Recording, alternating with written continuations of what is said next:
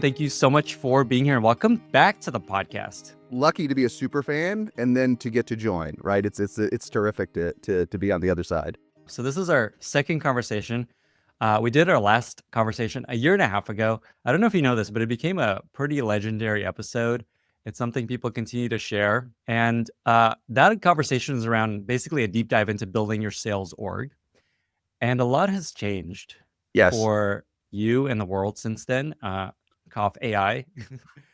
And what's happened is you've gone extremely deep on what AI enables for sales, for startups, for go-to-market.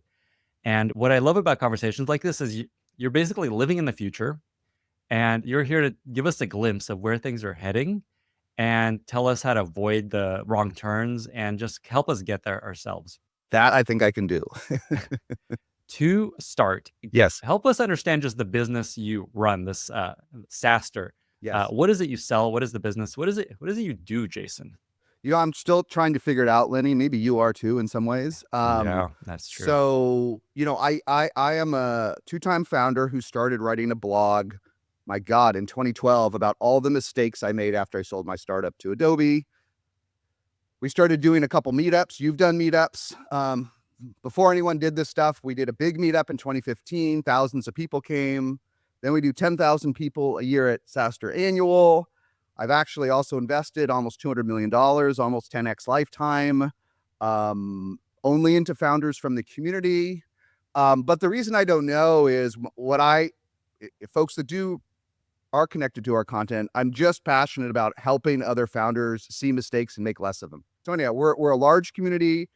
I do invest, but it turned into a business. There was no revenue in the beginning. I'm sure there was no revenue for Lenny in the beginning. And ours was less intentional, but we do 8 figures of revenue a year, and it's work. It's that sounds great, okay, to do 8 figures, but there's a lot of costs, especially on the event side. The media side has almost no costs, and it's work. We have 100 sponsors, and as you know, like you have sponsors, but there's a certain level where it becomes a lot of work. Like getting 2 folks to sponsor your podcast with a couple of emails, no work, right?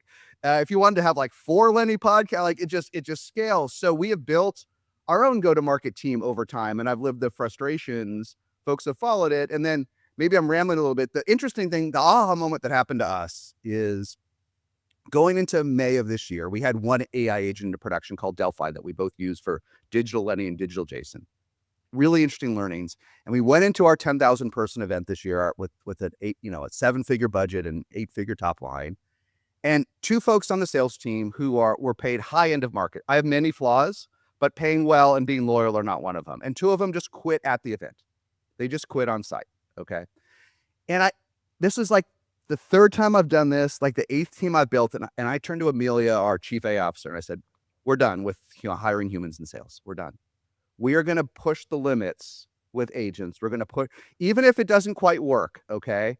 And I knew from this Delphi, this general agent, that it would sort of work, because going into Annual, this general agent, this Digital Jason, closed a $70K sponsorship on its own. So when I saw that a horizontal agent, not trained for sales, not trained for GTM, could close one deal, we're like, let's deploy a couple of these apps. We have time, and I just can't pay a junior SDR $150,000 a year to quit. I just can't, criticize me, but I just couldn't do it one more time. And I actually think this isn't, when I talk to CEOs at leading AI companies, they kind of don't want to do it either. They want to have the smallest sales teams they can, as much for cultural reasons, right? Even if Replit only goes from 0 to 200, it could have been 220 with the smaller sales team. I think Amjad's okay with it, right? So it's an enduring thing. But anyhow, so we push the limits. And now if you walk into SaaSter's office, it's kind of funny. We have 10 desks that used to be go-to-market people. They're all just labeled with our agents. Reply for Replit, Quali for Qualified, Arty for Artisan. Agentforce needs a nickname. Maybe we can make one up with Salesforce. There's Amelia's corner office at one end. I'm in the back of the office, and it's just agents. It's the quietest office. And net, Lenny, it's about, here's the meta learning for when we're recording this. The net productivity is about the same. It's not better. It's not worse. But it's so much more efficient, and it scales because software scales. So, and we can talk about what we've learned. I think it's important that it takes time to train these agents. They don't work out of the box. But when you dial them in, when you take your best person or your best script and you train an agent with your best person and best script, that agent can start to become a version of your best salesperson, your best person. And that's what we've learned and how to perfect it. And I just think because, and criticize me, anybody, you or anyone watching or listening, maybe it's not cool. I didn't want to hire my 28th rep that was going to quit, but I just couldn't do it one more time in the age of AI. I'm like, it's time to go to the bleeding edge and just see what we can push the limits here. Okay, I love all the directions we're already heading. Okay, so just to help people totally understand what your Yes. business is, basically these people are selling sponsors for your conferences. They're Is selling that two things because okay? it's just relevant to the deep dive. They're selling Yeah. sponsorships, which average about 70 to 80K. Hmm. And then they're also selling tickets, which is the high volume for this is like the self-serve version. They're selling tickets that are anywhere from a couple $100 to, if you're a VC that comes the night before, could be $2,000. Okay. No gifts for VCs that decide the night before. Founders that decide early get it about 20% of cost. And it's work to sell these tickets, right? And so you can just post an email like you do, and you probably fill up Lenny Summit. But if you want to max it out, you got to do work. You got to do drip campaigns. You got to reach out to people. You have to reactivate folks that came to Lenny Summit, 3 years ago, but you want them back because they're good people. And that just requires work. And as your base scales, you have how many people subscribe to Lenny's newsletter now? 1.2 million or something? 1.2 million Okay. roughly. How many of those is a human willing to reach out to? Approaching nuns. 2000. Yeah. Imagine you hired a 21-year-old SDR fresh out of junior college and said, here's my list, 1.2 million people. Start calling them. I want him to come to Lenny Summit. But anyhow, so we have this low end version, which is tickets, right? Which is 4 or 5 million a year. And then we have this higher end sales cycle, and they're very different. And actually they have different agents. And then we have a different agent to get people to come back, lapsed people. So we have lapsed, high end and low end agents, and they have different workflows. And we actually use different vendors for now. Got We it. use different vendors. Okay, and so previously, Yeah. before this future world, how many SDRs did you have? How many salespeople We on this would have team? 2 to 3 SDRs and up to 5 AEs.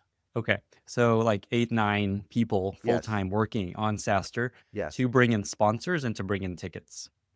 Yes, although yes, a lot of it is inbound and renewals, but not. But yes, to manage that business, to manage the Got it. Bring sales them in, side of that manage them, business. Yeah, help them be and go to successful. market. Let's call Okay. it 8 to 9 and go to market. Now we have 1.2 1.2 humans 1.2 humans. and What is 20 agents, AI agents. what is a 0.2 human? Amelia, who's our Okay, chief AI part-time. officer, who runs everything, she spends 20% of her time managing the agents, orchestrating the agents, Okay. which is I'm something I think people don't. let's get into They that. talk about, but they don't actually understand what that means. Yeah, okay. I definitely want to spend time there. Okay, so you used to have about 10 people full time. Now you Yes. have 1.2 humans, Yeah. and you said 20 agents. 20 agents. Yeah. Okay. And what you're describing is the business is doing very similarly to what it was when you had 10 humans. Now you have 20 agents. The business is doing the same. Yeah. Now, listen, if I had 2 more great humans that wanted to join, don't get me wrong, and this is true of every fast growing startup, I would hire them tomorrow. Okay. And if you go to Vercel, if you go to Replit, if you go to, they're all going to tell you the same. I was literally in London. We were just at our London event. We were with Maggie, who's in the leadership of OpenAI. She said they just can't hire enough enterprise reps now. Okay. But what it is replacing are the mid pack and below, the ones that don't really understand what linear does, the ones that don't really know what a pull request is or exactly how Replit works. The AI can do better, not than the best, right? So I would love to have more humans, but I'm not going to hire someone that after their 3rd month in the job doesn't know what SaaStr does. I just can't do that one more time.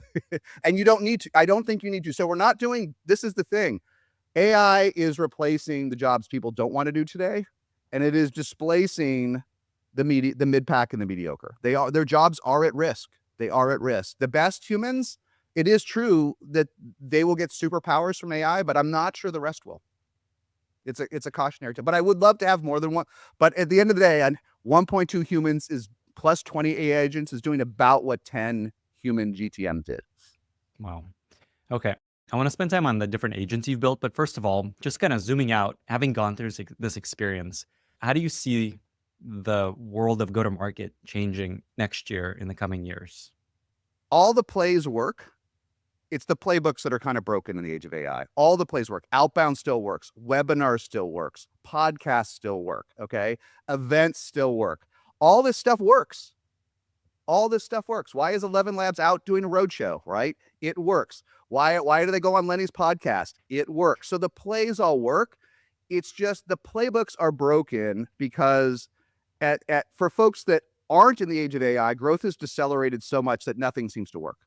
Okay. It's working. It just works so much worse than 2021, but the plays still work. They don't have enough ROI. There's not enough budget for old school SaaS from 2021. The ones that are blowing up, right? The Vercells, the Replits, the 11 Labs, they have so much demand that, that they're still running the plays, but they're doing them differently. They're doing them from a hyper PLG focus because there's so much demand. And they're often picking and choosing which prospects to talk to contact. So like, for example, Bolt is probably a distant number 3 behind Replit and Lovable, right? But one of my old sales guys runs sales there. And I talked to him when they went from 0 to 50 million in like 6 months. He's like, we honestly just have so many leads. Half our job is picking which ones to respond to. Right. And he's like, we closed a 7-figure deal we stole from Lovable because no one called them back at Lovable. So your traditional B2B SaaS company, even ones at billions of revenue, even the HubSpots and all of them, they don't have so many great leads. They don't call them back. So that is a different world. Not easy, different world. And then this world where nothing seems to be working is just because the demand has evaporated, right? So both ends have an incentive in 2026 to push the limits for AI for go-to-market. The ones that are hyper growing can't touch everybody. They can't do everything. Not everyone like Vercel will build their own internally. We can talk about why most folks should not build, they should buy. For the same reasons it's always been true in software, we can talk about it. At the low end, you still need humans, but ruthless efficiency is going to be the name of the game for 2026. So anything where AI works, the demand is inexhaustible. So everyone's either looking for more efficiency or they just can't service the massive amount of inbound they have. And so maybe that doesn't totally answer your question, or I got a little bit off track, but that's how the world's changing. Like when we first did this, which wasn't that long ago, in a way, pre the AI explosion, all B2B companies were kind of the same. Like they grew at somewhat different rates. Some blew up faster like a Samsara. Some took longer like a UiPath. But come on, they all kind of grew the same way for the same ACV, for the same deal size. Now, just like in venture and everything else, it's wildly bifurcated, right? You've got the low end, which is all about price increases and forcing things onto the base. And at the high end, we have something we've never seen since 2020, which is everyone in the market at once. Everyone in the market at once. This is something that people don't understand. Why are these companies doing so well? Why are they blowing up? Because it's not just at the software. We love this stuff, Lenny, right? All these new tools, we love them. But it's not one law firm looking at Harvey. It's everyone. It's everyone, right? It's not a few folks looking at video on the internet. It's everyone trying to make video on the internet. Because there's a lot of push from the top of like, we need to adopt AI, we need to be more productive. Now, everyone, not the traditional, like the traditional metric was in most categories, 3 to 5% of prospects would be in market a year. So you'd send 1 trillion emails and you do cold calls and you'd hope maybe 2026 was the time they're willing to dump Salesforce for your new product. So add all that up, 5%. In many categories, we're north of 50% in market. So that just totally changes. The plays still work, showing up in person, actually knowing what the hell you're selling, knowing how to get through procurement, all of those are work. But other than these weird windows, artificial windows in 2020, we've never had so many people in market at once. And this is for AI products specifically, or that have massive ROI. Yeah, productivity. Right? I need to bring a vibe code tool into my company, Lenny. Okay, go out and do the work, compare Replit, Lovable, and whoever else, and buy one. Okay, why are Harvey and the others in Agora doing so? I mean, they're great tools, but everyone's like, we need to automate how we review contracts and documents with AI now. They want a leader and they're going to do it. And that will slow down. Like not everybody can be in market every year. It's exhausts an enterprise. So this is a version of the AI bubble that will end and we will revert in some ways to old school. But when everybody's in market, it just changes how you run the whole thing. So the fastest growing ones and the slowest growing ones both have incentives to use AI here, just for different reasons. How about the sales profession specifically? Are SDRs going to be replaced fully AEs? How do you see the future of the sales profession? The classic SDR junior kid that is hired out of college to send emails and respond to inbound emails and maybe get back to them later that day or the next day, we don't need them. We're not going to need most of them. SDRs that knock on doors in a lot of industries aren't going to be displaced, right? The email-based cadence SDR will be 90% displaced by AI next year. The people have different nomenclature. I call BDRs, folks that qualify leads coming in, the contact needs that we see. We have no need for them today. They should be extinct next year. There is no reason in the age of AI, I have to hit contact me, wait a day or two for a 21-year-old that doesn't know what Linear does to say, hey, what do you do? How much are you willing to pay me? Maybe I'll set up a call with Lenny later this week. There is no need to do that with AI. Our AI alone, one of our agents fully qualifies everybody on the website, so they don't even know they're being qualified. It just sets up the meeting with the salesperson. So this SDR, this email-based SDR, and this human qualifying leads, which is not good for the customer. It doesn't feel good to be qualified, does it? They will be mostly extinct next year. I'm guessing with now the AE, the classic human doing the sales, most of the tools aren't there yet for the most part. I think 70% of their jobs will be safe by the end of next year, but I think it will decline to 40 or 50. I don't think there's any reason what we're seeing in other categories, a great agent can't close a deal too. If there's not a lot to negotiate on price and the agent knows the product better than a human, at least for folks like you and me, I mean, do you like to talk to a human in sales? Sometimes. I'd rather just chat with a really smart AI. Yeah. So that's all in progress now. But the classic and the tough part, and a lot of folks ask this question, Lenny, they say, okay, Jason, I see that in your data. How are we going to build the sales profession if there's no entry-level jobs in SDRs and AEs? And that's a meta question across all of AI. We're already seeing AI concentrate strength in sort of mid-tier folks, isn't it? And we're already seeing lots of folks cut back on entry-level hires, Shopify's and others aside, where they'd rather have the 6 or 7-year-old engineer that's a cursor machine rather than train some kid. It's just more efficient today, right? I'm sure you see that across a lot of folks you talk to. It's going to happen in sales too. So the folks that know how to manage an agent, work with an agent, the folks that know their product for real, they're going to become more valuable and the rest are going to become less valuable. It's interesting because I'm an investor in a bunch of startups, as are you. And I'm actually seeing a lot of asks for go-to-market people, salespeople. Do you think this is kind of a temporary because there's so much demand? They're like, oh, we need people to help, and then this will start to become more AI over time? Or are they just looking for these really senior people that you're talking about? Well, listen, whether you're managing humans or orchestrating agents, you need leadership. We've yet to produce an autonomous CEO. I know folks talk about how on Twitter that AI will replace the CEO, but I don't know if that's literal as much as figurative, right? So we're still going to need the C-suite. We're still going to need VPs. I mean, it's become so much work to manage 1 million leads, right? 500,000 leads. So we need these leaders, whether the question is, and I've seen your call out there and I saw your tweet on it. The question is, how many of the folks that had the current playbooks are the right folks for the future? I'm thinking maybe 20% of the folks I talk to. 20 are still panicking about AI.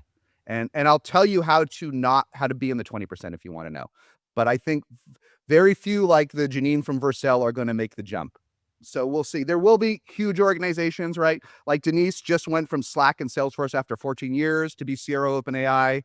She's going to be pretty high level, right? So she may not need to know how to implement the agents, but most of the folks your companies want to hire, I would just make sure they really want to roll up their sleeves and do the job of 2026, 2027, right?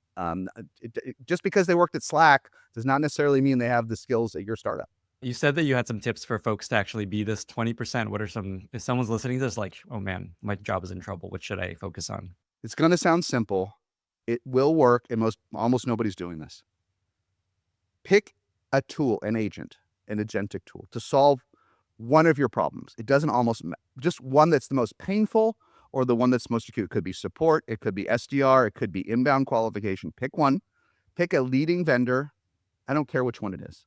Okay. We can talk about how to pick a vendor, but pick a leading vendor that treats you well, that you like, and do it yourself. Train the agent, ingest the data, do the iterations, understand how this damn thing works. Okay. the folks that are lost today have never done it. We've turned into a consulting shop, Lenny. It's kind of crazy. I don't know what I think about it, but we literally just did a job. Amelia, our chief AI officer, and Mia, she drove it. We did a call with a public B2B company worth well over 10 billion that you would think is an AI leader. Okay. And we did a call with their team, and they're like, we want to figure out this AI SDR stuff. You're like, great. You're like, we think we're just going to buy this tool and just give it to our SDRs to figure it out on their own. Okay. One, no chance. Two, we asked them, how much of this have you done yourself? Like, have you done it yourself? And it was just crickets on this call of 20 people. No one had done it themselves. So they thought they could take an untrained agent with no training and just magically give it to a bunch of young 20-year-old SDRs, and this magically would sell on its own. It doesn't work that way, right? So the way all these agents work is there's a lot of jargon, which is intimidating: ingestion, orchestration, training. It's not that hard, guys. It's just different. It's the same B2B stuff we've been doing for over a decade. You go to a website, okay? You give it a URL of your website. You give it a URL of what your wiki is. You give it a URL of your training docs. Maybe you upload your prospectus. You upload a few documents. It ingests the data. And ingesting means it uploads. It means it processes the data, and it does some other stuff you don't really need to know, some ragging, some vectoring. It really doesn't matter. You upload some stuff, and it kind of knows it and isn't great at it. And then it will ideally it will turn it into questions. And you answer these questions, and they will be the more you answer and train it. Training is just answering questions and getting better and better. So first you upload a bunch of your stuff, then you spend hours training it, often with the help of a vendor, someone called a forward deploy engineer, which is a scary term. It means someone's going to help you do this. You upload your stuff, you try to get it right, and then you basically have to make sure it's right. QA, testing. And every day when that AI SDR sends out emails and do practice emails, they will say some dumb things. Maybe it's hallucinations. It really doesn't matter what the technical term is, and you correct it.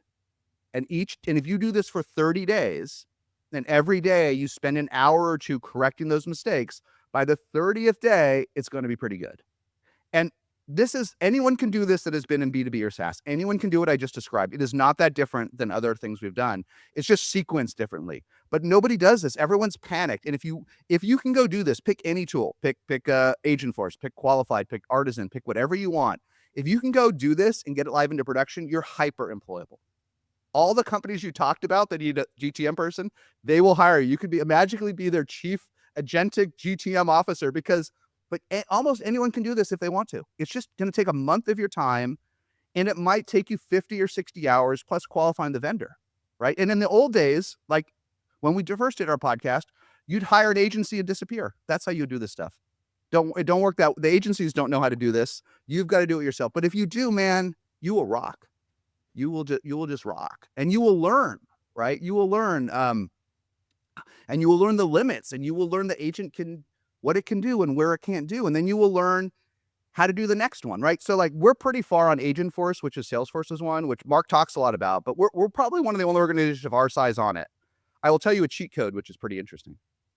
So we had 3 of these agents working for sales. After training it and learning it and spending months trying to learn it, we got it down to 1 prompt. And prompt is another almost intimidating word, a string of text that describes what you want this thing to do, okay? We took that prompt and gave it to Agentforce. Within a day, it was pretty good. So if you can do one of these, it'll be really hard. It'll be brutal. Then the second one will be easier. And then you're going to be like the master of the universe in AI if you can do it yourself. But if you're waiting for people on your team to do it, if you're waiting for an agency to do it, I think you're going to be out of a job. Right? So this is like everyone comes to us as experts. We're only experts because we did it 20 times.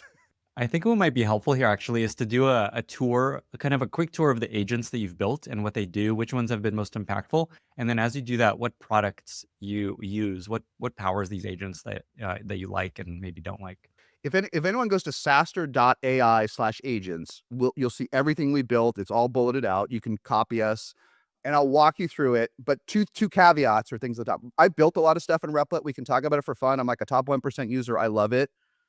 None of the GTM stuff we built ourselves. Don't build it yourself. You're not Vercel. You don't have a full-time, wicked, awesome engineer that wants to build this. Could all this stuff be built yourself? It's the same idea of building your own Notion. You could do it, but don't do it. These products are expensive. They're not so expensive. It's worth and then maintaining. The pace of innovation is so fast. Even if you can hire someone to build it internally, it will become obsolete if you're not careful in a couple months. So we've built a lot of stuff we could talk about. I built a calculator to do startup calculations, used 800,000 times in 90 days. For valuation, right? Yeah, Gives for them a- valuations. I built a pitch deck reviewer that's reviewed almost 3,000 pitch decks. Lots of fun stuff, but none of the GTM stuff we built ourselves. None of it. So just a caveat, don't build it yourself. Unless you're Vercel, unless you have a reason. That was a great pod. It was wonderful. Don't do it. Don't do that Basically, yourself, unless you have a awesome go-to-market engineers. and they really want to do it. They really are chomping at the bit to do it. Don't do it. So I started, and this is not where other folks would start, but there's some learnings. There's an app called Delphi, which makes digital clones. And you used it for the Lenny bot a long time ago. I saw you do it. What's that? Yeah, lennybot.com. Yeah, check it I out. saw it a long time ago. It was interesting, but it didn't click. And then Brian Halligan, who's the founder and chairman of HubSpot, did one too. They're Sequoia backed, and he was working at Sequoia, so he helped them early on. And then I kind of had a magic moment, and this is the way it works in AI, when I saw the combination of the two. So yours was real, like people should love Lennybot because if folks haven't tried it, try it. It is ingested. I know a scary term for some. It is ingested every single interview you've ever done, right? Every word of content you've written. So, and it can combine them all together. It can combine the Vercel story and the what you did with Dylan at Figma, and it can synthesize the knowledge, and it's pretty good. It's pretty good. What I liked about Brian's better than yours, though, was that it was Brian. And Lennybot is kind of Lenny, but it's also kind of all your guess, right? I think that's the superpower of it, right? That's the way I think about it. It's not just my intelligence, the lessons of every single person I've had on this podcast. So it's great. But I thought, hey, maybe I could finally do one that's in between the two. Like I've been a founder, and I've written 10,000 pieces of content. So that's a little bit like Brian, but I have more than Brian. And I'm not Lenny in terms of productivity, but I've got a lot of voices. So I'm like, I'll try it. I used Delphi. I instantly broke it because I had too much data to ingest. It took about a week to get going. And it worked, and it's just like you. Some people spend hours a day on DigitalJSON in another browser, and they don't do what they do with Lenny, but they'll ask about their sales woes and what to do with their sales team, and they'll upload LinkedIn's and ask if they should hire people. And then a curious thing happened, which is that because we do these events, people started to use it for questions for the events. Hey, how do I get a refund? Hey, can I get a discount? Hey, where is the San Mateo County Fairgrounds? Did Jason Liza's really in the San Francisco Bay Area? Like, who's speaking? And like, there's endless questions, right? And we used to use pre-fin intercom, and we're so busy we would answer like 2 weeks later. Like, it was worst support ever. And the agent just started doing support on its own. And then it did this thing where it sold sponsorship on its own, right? So you can start with, so one place to start if you haven't started is in support. Okay. And you don't have to buy Sierra, and you don't have to buy Decacon necessarily, and you don't have to buy Fin, but one potential place to start is your support. Like, can you do great 24/7 support? Can you? Most apps can't. In fact, some of the worst offenders are AI leaders. They have no support at all on their website. So that's one place to start. And then the next place we started, okay, so for us, the low-hanging fruit, the next place we started is, hey, we want to try outbound. Okay, because we don't have 1.2 million names like you have, but we have like 400,000. Okay, and we have data on them. So we wanted to say, hey, come back to our SaaStr event. So we didn't know what to use. And I'll tell you something. So we picked a YC company called Artisan. They've gone from nothing to 10 million this year. We picked them, but this is important why. They were a sponsor at SaaStr. We didn't know, and they offered to help us the most. This is the critical insight. We didn't know if Artisan was I have opinions now. We hadn't deployed them, but another vendor the CRO argued with us. He said, I need 100K up front before I help you. Okay. Another one said they were scared of SaaStr. They didn't want bad PR if it failed. Fair. Oh, but yeah, like a certain company. We don't want to be your first. Okay. And Artisan said, we'll do it. And we had nothing. And here's an interesting thing about agentic stuff. It's like support. If you have nothing, like, it doesn't have to like change the world. If you're literally doing nothing and you start to do something that's high ROI, like, you're going to get return, right? So we did that one. We trained it. It's great. We did about 60,000 emails, saw pretty high rates. Then we said, well, we'll try inbound. We don't want to have this depressing experience where a salesperson quits and it's 2 weeks later until they talk to. So we used this vendor called Qualified, which was founded by the ex-CMO of Salesforce that does a lot now, but mostly focuses on qualified stuff. That immediately worked. Like, we had someone at 11 p.m. on Saturday night that wanted to sponsor, and they sponsored, and it worked, and it worked great. But again, they helped us.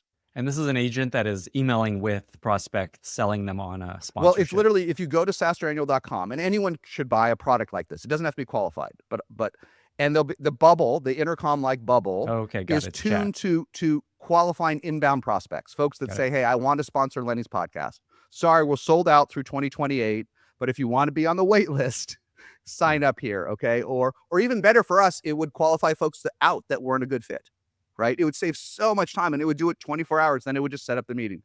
So the reason that was a great second one was because no one was willing to do that. No human was willing to pick up the phone and talk to these people. So it was such low-hanging fruit. But the key to the first two, and if you're going to pick an agent, is they offered to help the most.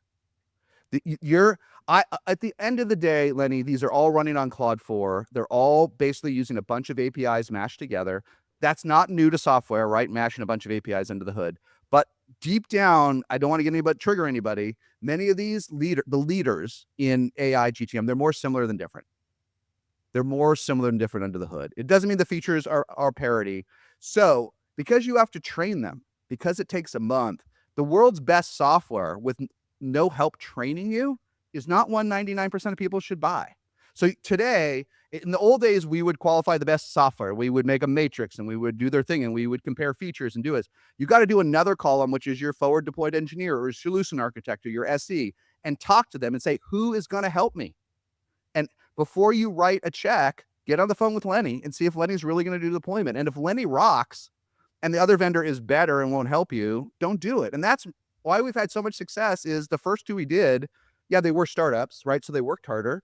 But Artisan and Qualified just did the work with us. And we're not stupid, but it was work. We needed help, right? And so that's what I learned is you have this partner, the FDE and the vendor, and a lot of them actually might not take your business if they don't think they can help you. The best ones turn away a lot of business today, which is interesting, right?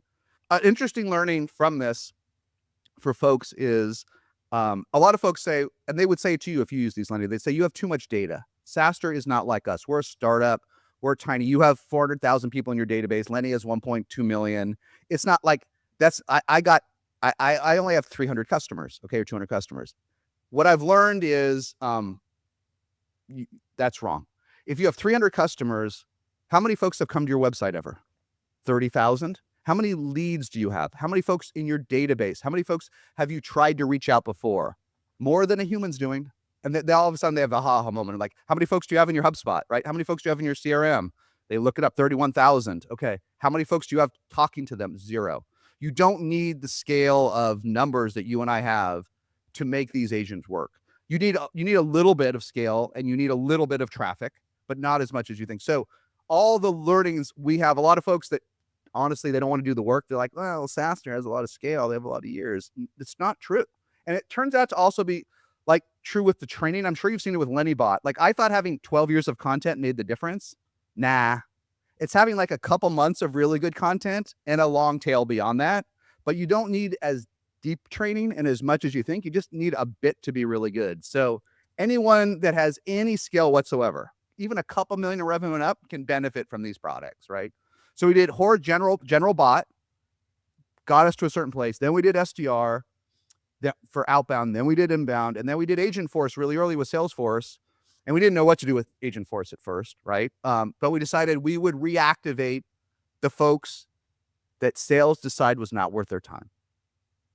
Folks that reached out to sales. And this is true at every startup. We even just talked about some of the AI leaders where a human says, you know what? I don't think this is enough commission. I'm kind of busy. I got a $4 million deal with Meta going. We just took Agentforce just on those, okay? And we trained it on very similar prompt. It had a 70% response rate. Those are people that were dying to interact with us. 70% is so good. And this is something humans were not willing to do. It wasn't worth their time. And I know this sounds critical, and maybe I'm going to trigger some sales folks, but the reality is if you're in a lead-rich environment, okay, and I think that there's lead-rich and lead-poor environments for even big companies, but startups. Like there's not enough, but eventually you become lead-rich, okay? Reps just don't follow up with a lot of them. It's just human nature. It's even you. I bet more folks want to sponsor the newsletter than you can let in, right? Do you pick up the phone with all of them? I reply to all of them, and then we just tell them we're full. But Yeah. But you see the we point, do right? follow Even up. your Yeah, scale, you see the point, right? yeah, it gets challenging. And let's imagine all of a sudden you had 6 months of inventory available. I bet if you spooled up an agent and emailed all those folks back automatically, you'd fill up the docket, right? Hmm. So anyone Yeah, can do yeah. these sorts of, you think you can't, unless you're so small that you have sufficient humans to talk with every potential lead, every person that touches your website, every person that clicks with anything, you can benefit from AI. So that was kind of our journey, and then we've done a lot of other niche stuff. I'll tell you at the end, where we are today, maybe this is almost too much learning, is we're at the point where maybe we can't do one more. Because right now, when we did Delphi in the beginning, when I copied you with Delphi, even me, I spent almost an hour a day training it in the beginning. Because when we started to use it for support, it started telling people the wrong dates. Okay. And we could talk about why. So I had to fix it, and it made some mistakes. And so when people started to use it, I had to spend an hour each morning firing up Delphi, reviewing the issues and answering them. I don't have to do it anymore. It's well trained. We have so many agents going and so many emails that Amelia has to spend 10 to 15 hours a week reviewing the outputs. And it's exhausting because agents work all night and they work weekends and they work on Christmas. It's a big issue, right? This is not being the orchestrator or the chief AI person is not a good job for lazy people because the agents never sleep, right? So it is so much time now to manage these 20. This is just interesting. I don't know when we're going to do the 21st. We may be full. And for folks that are startups, this is a reason to go harder because everyone was in market this year. Okay. Everyone, and it's going to keep happening, but business process change remains an issue for business software. Business process change at the end of the day. And so many founders get this wrong. And 99% of sales folks, they don't care about business process change. Sales folks, they just want to get their commission. It doesn't really matter what you pay for an app for a customer, as long as it's fair. It's all the work to change the way you do your business. Right. And so we're at the point where we're overloaded. Right. And so just be aware, if you're a startup or even Salesforce or HubSpot, maybe close those deals in the next 12 months. Because the window may close where people say, listen, that's the coolest agent I've ever seen. I'm exhausted from the last 5. I had to do 5 last year. I just cannot bring one more app into my enterprise. And so that's going to be a headwind that today everything seems like it has tailwinds, right? Everything's on fire, but people are going to get exhausted for having so many agents. Exhausted. Man, okay. There's so much to learn from in what you just shared. Something I definitely want to ask about as people hear this, agents sending off emails, agents talking to your clients. Uh, I get a ton of emails that are terrible. Yes. What have you learned about making these outbound emails good and not just noise? How do you make these conversations high quality? It's a Can really, they really, get really great? good question. So the two biggest learnings. Take your best person on your sales team, the best marketer you have, take their email copy and use that as the template for your AI. If you, the terrible mistake, everyone in 2024 said these products didn't work. There were 2 reasons they didn't work. It was before Claude 4, right? Replit didn't work. Lovable didn't exist. Gamma didn't really work before 2025, right? Before Claude, like the LMs reached this point where they would work for these use cases. So that was one threshold. The other thing that happened in 2024 is the vendors kind of lied and said, just turn the product on, it'll get you revenue. No need to train it, no need to do anything. We'll just do everything as a magic AI savant. It's not the way it works this way. What you do is an agent will be successful in go-to-market and sales today if you take what works for your best person, train. I know this seems like a scary term, but it's not. Upload that text, okay? Train the agent on it and let it iterate an A/B test from that. Agents are really good at A/B testing. They're really good at creating variants. AI is like, ask Claude or check for a variant of your best email. Say, give me 3 versions of my best email. They'll be pretty good. That's all the agent has to do is take your best email you ever sent and stick it through an API and go. I'm making it sound simpler than it is, but not by too much. So train it. And then what it'll do is then give it some data sources. And the data source could be as simple as Salesforce. Okay. And then if it has any data on Lenny, it can pull data and it can lightly personalize that email. Okay. And even better, a lot of these products track all the visitors to your website. So they can see what's happened and they use other APIs. And so they can personalize your emails more. And so what ends up happening is the emails that the AIs write are pretty good. Okay, if you're getting terrible emails, it's a poorly trained product from a bad vendor. You should be getting emails when you get them and you're like, this isn't as good as Jason said on Lenny's podcast, but it's pretty good. Okay, that's what AI can do today. And the magic is if a human isn't even doing that, or if your mediocre humans are worse. And I'll tell you, you know, one of the first lessons I learned when my last startup was acquired by Adobe, Sam Blond was one of our sales leaders. Then he became CRO of Brex and others. And we inherited a bunch of reps from Adobe. We didn't ask for them. And he's like, my God, I never read everyone's emails before. These are the worst emails I've ever read. So the AI can do better than that. The AI can do better than that. And so you just train it on your best and it'll be pretty good. And so you just haven't seen a well-trained agent. And then what I learned, and then another question folks ask is, okay, Jason, that email was pretty good. It wasn't as great as you said on stage, but it was pretty good. But do you tell people it's an AI or do you hide it? And what we learned from sending hundreds of thousands is it doesn't matter.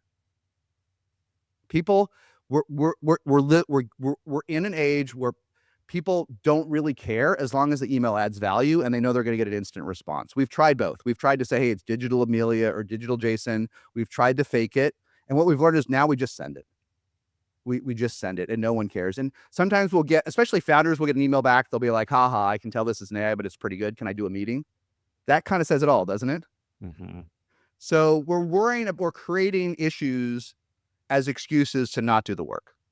Your point about how human salespeople's emails are not great already is really powerful, because all we're looking at is these okay emails from AI, and you're saying, okay, but humans, they're not actually that much better if you actually look at them. My God, they're not. Listen, the best outbound emails you've ever gotten. Like, for example, I know you've done a bunch of investments. A lot of them are inbound to you. They want Lenny involved, right? That's right. Some of them are just so good you can't believe it, right? A few.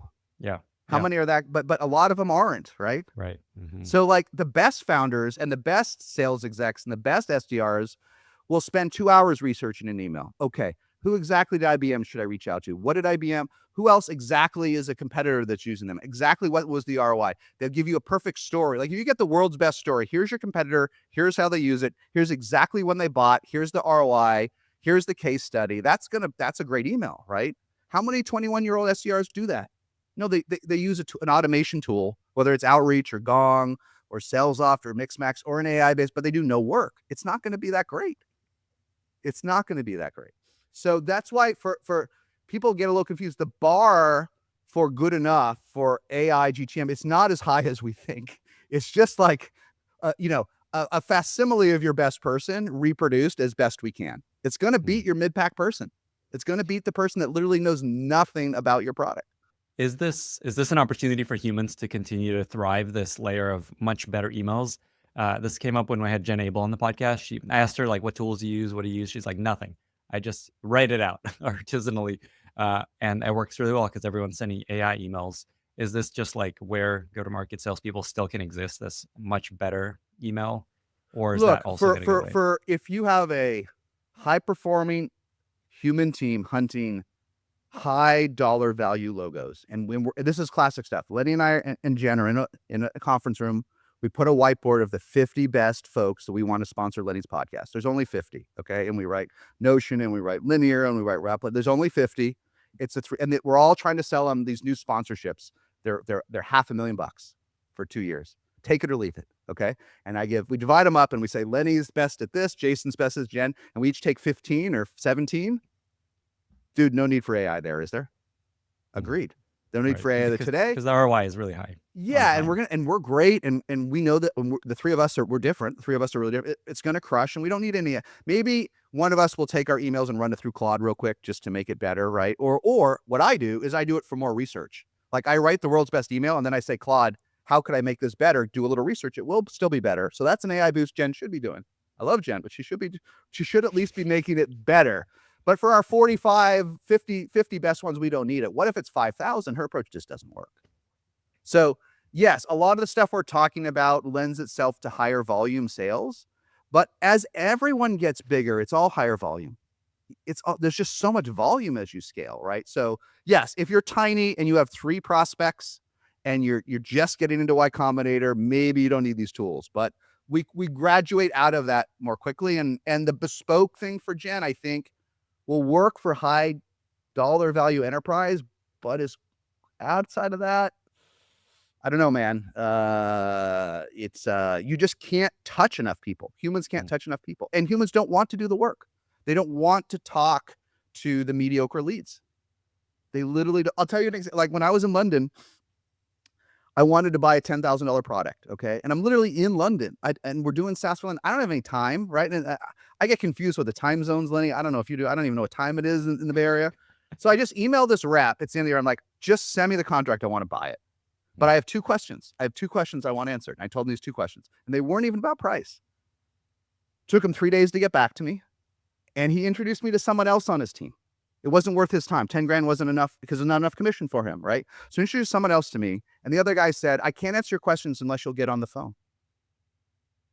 And I said, I'm in London. I'm traveling. If you will, ordinarily I would have ended this, but it's a journey. I'm like, if you answer my 2 questions, I will buy your product for 10K. He's like, I need to get on the phone. Like, AI is better than that. This is not Jen's and the whiteboards thing of doing it. So it will, at least it will fill, even if Jen's process is right, AI can fill all the gaps. What about all the sponsors, the leads we didn't follow up with that we got a 70% response rate, right? I mean, the Gens are diamond in a rough, and whatever the expression is, they're diamond. There's not that many of them. There's not that many of them. So I love her and I love what she says, and I agree with 99% of it. But here's a related point. Most of us don't have the hottest brands, and we don't have the most elite CROs running them. So we end up settling for not the best sales team. That's the truth. Most 99% of the best sales reps want to work just at the hottest brands. And the minute your star fades just a little bit, they don't want to work. They immediately want to jump to the next one. It's just, there's a lot of reasons why. So bear in mind, 99% of the world cannot attract a team of Gens or better. It's just practical. Even I can't. Even you could, Lenny, you're so great. But even a lot of folks that would want to go work for you if you want to hire someone, they'd be like, well, I love but what do I have to do? I've got to sell newsletter spot. Like, no. I want to be CRO at Lovable. I love Lenny, but is that really going to get me there? Right. Yeah. So AI can beat those. Hmm. But AI can't beat the enterprise thing. I have no idea how AI is going to do in-person sales. Someone smarter than me is going to have to answer that. But a lot of, you have such a huge audience, Lenny, but I still think most of your folks are in tech and doing tech sales. Tech is the largest segment of our economy and growing, right? So for the most part, these tools will work for tech sales. Tech sales is over the Zoom, over the phone, over email. We should knock on more doors. We should do more in person. All the data I've ever collected shows everything closes at a higher rate if you go in person. It's just not. But in tech, it's basically as much automation as we can get away with in GTM. What I think might be helpful is just like, let me zoom out for a second and describe what you've gone through here. So you used to have, I love this visual you had of the desks of the sales folks in your office, where you had inbound SDRs, you had outbound SDRs, maybe a support person. And 3 or 4 AEs, account executive. Okay, and 3 or 4 AEs who kind of take these leads and then Yep. close the deal. And so now, just like instead of humans, there's an agent doing each of these jobs. Yes. You have this outbound agent that's just sending emails, trying to find potential leads. An inbound agent that's talking to people that are interested, trying to get them more excited. And then, is there an AE agent, or I forget what? No, we have. That's what I'm still learning. We have one full-time AE plus 20% of Amelia's time, so it's 1.2, doing what 5 or 6 AEs do. I see. And so no basically, SDR, BDRs. Got it. Yeah. So basically, all the top of funnels is AI. Yes. And there's one human now that takes all the great stuff and just closes the deals, negotiates pricing, things like that. Yeah, maybe 1.2 just to say it, but yeah, 1.2. Yeah, so that's where I wanted to go. So Amelia, so that feels really important. Just somebody, not necessarily full time, but just staying on top of these agents, watching the emails, making sure quality is high, making sure they're running correctly. Talk about just like how important that part is to this whole operation. It's critical. It's critical, and people are posting on LinkedIn that they want to hire these GTM engineers, or I don't think that role exists today. I worry when I see these roles. I think today, and listen, if we get together in 18 months, we'll update this because the world's changing so fast, right? I think today, 95% of 100, you've got to promote someone internally. It's got to be a nerd, someone that likes marketing and sales and is quant. A lot of B2C people are frankly good at this stuff because in B2C, sales and marketing are kind of the same thing. But someone that's a nerd that loves to sit in front of data for a couple hours a day and route data and manage these agents. And they could come out of product, they could come out of marketing, but maybe they could come out of RevOps, but they better be nerdy. Odds they come out of regular sales approach 0. So I would find someone on my team that raises their hand and says, I've already done this. Okay. I've already written 10 apps in Replit and I love Vercel and I did this and I've already tried these ones on my own. Can I please manage these for you? And then have them be your chief orchestration officer. But it is a new skill set. It really is. And ultimately finding someone that's going to spend an hour to 2 a day to manage these agents is the new frontier for us to figure out. They do not, they operate autonomously, but not without constant oversight and iteration. That's the confusing part. And if you just buy one of these products and disappear, you will have 0 ROI. So maybe too long of an answer, but that's critical. And I just think, unfortunately, you have to grow this resource at home today. You have to, even with Genie Vercel that basically grew the resource at home, right? We're not all Vercel, but I just haven't seen it. Everyone's posting for this job, but we need veterans. We don't have veterans yet, right? And going back earlier in the conversation, if that is you're going to be super employable next year. You're going to have so many job offers. You're not going to know you're going to have to beat them off. And when you think of, is Amelia, would you describe her as a go-to-market engineer, or is that a different role? Chief, I would say chief now, AI officer? Yeah. Okay. But cool. she knows the product's cold. Cold. She knows how all the quirks work, how all the agents work. And this is a complicated issue, but an interesting one. If you're running multiple agents, okay, someone's got to segment which of the base the agents are working with, or they're going to have tons of conflict. You need someone smart enough, and any like really nerdy demand gen marketer that loves data can do this, but you've got to segment your base. Otherwise, it just becomes a mess. There are no people on X and the internet talk about these master agents that can manage agents that can manage agents. We're not there yet. Okay. Maybe like I'm excited for it, but we're not there yet. So just even figuring out how to segment your base so you can do inbound, retargeting, remarketing, new marketing, like, so that is complicated. But most badass marketers kind of understand that. They're already doing A/B testing, segmenting their bases. This is not new, is it? No. Yeah. But turning it on with 0 work is a F. Like, it's just no chance. This episode is brought to you by Datadog, now home to Eppo, the leading experimentation and feature flagging platform. Product managers at the world's best companies use Datadog, the same platform their engineers rely on every day to connect product insights to product issues like bugs, UX friction, and business impact. It starts with product analytics, where PMs can watch replays, review funnels, dive into retention, and explore their growth metrics. Where other tools stop, Datadog goes even further. It helps you actually diagnose the impact of funnel drop-offs and bugs and UX friction.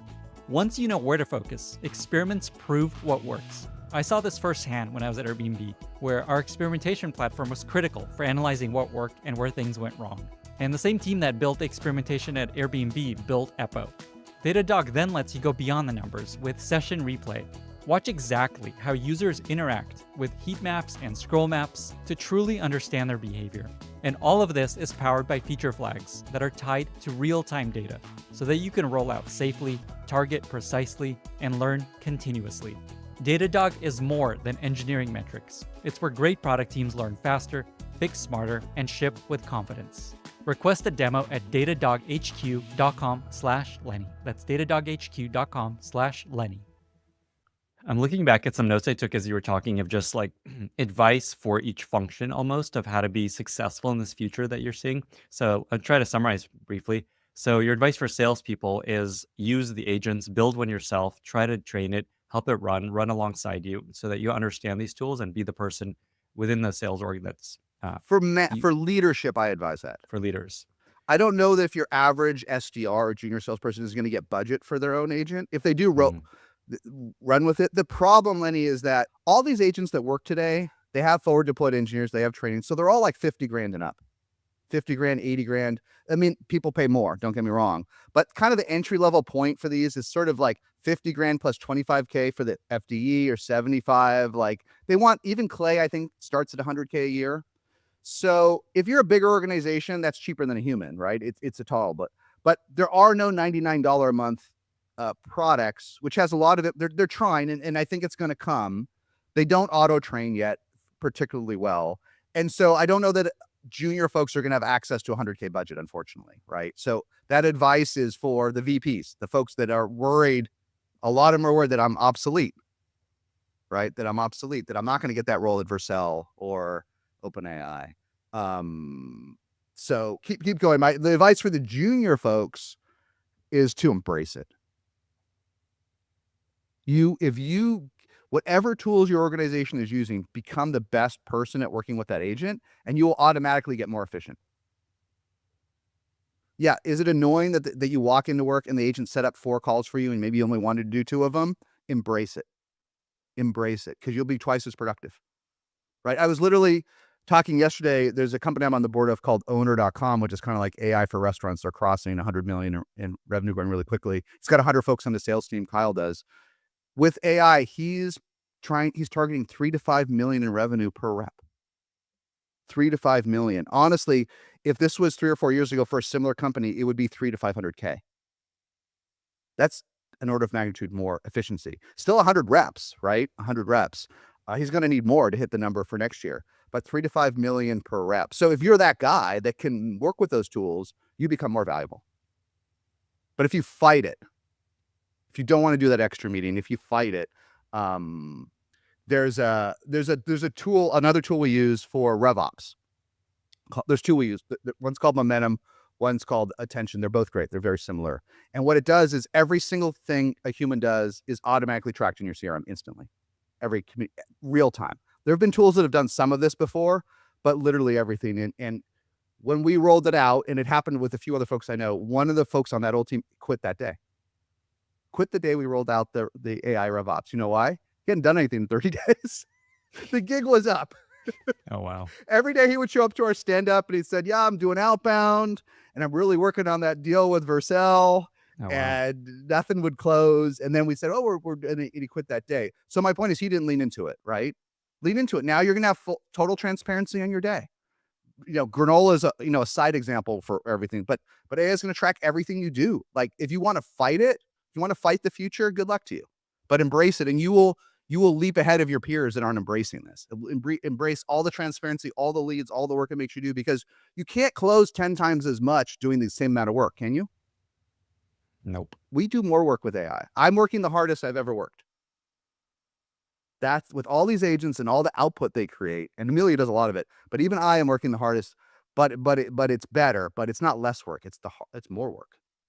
The agents are so productive, you have to keep up. So sorry to interrupt. For the managers, buy an agent, deploy it yourself. Don't have someone else do it. Do everything from training to ingestion to orchestration, and those terms will be less scary to you. For the junior folks, be the guy, the gal, the person that loves these tools and that is the first person to embrace whatever it is. Don't fight it. Awesome. Okay.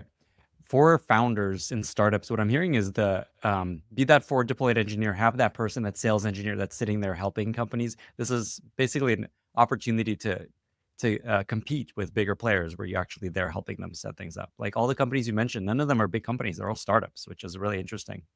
It is true. I will say it is working with Salesforce the way we are. It's the way I haven't worked with Salesforce since it was the first product I bought. 20 years ago, dude. When I bought Salesforce 20 years ago, I got everything was hands-on. I bought 2 seats. I remember back in the day talking to my rep. I'm like, don't talk to me. You don't have time. You work at Salesforce. I'm buying 2 seats. It's like, no. This is what we do. I'm here for you. I'm going to help you get your app on the App Exchange. I'm going to do all of it. And that went away. It's kind of back, right? And Mark's got 2,000 folks doing this at Salesforce now. So we have a forward deployed engineer. I'm not even sure it makes economic sense.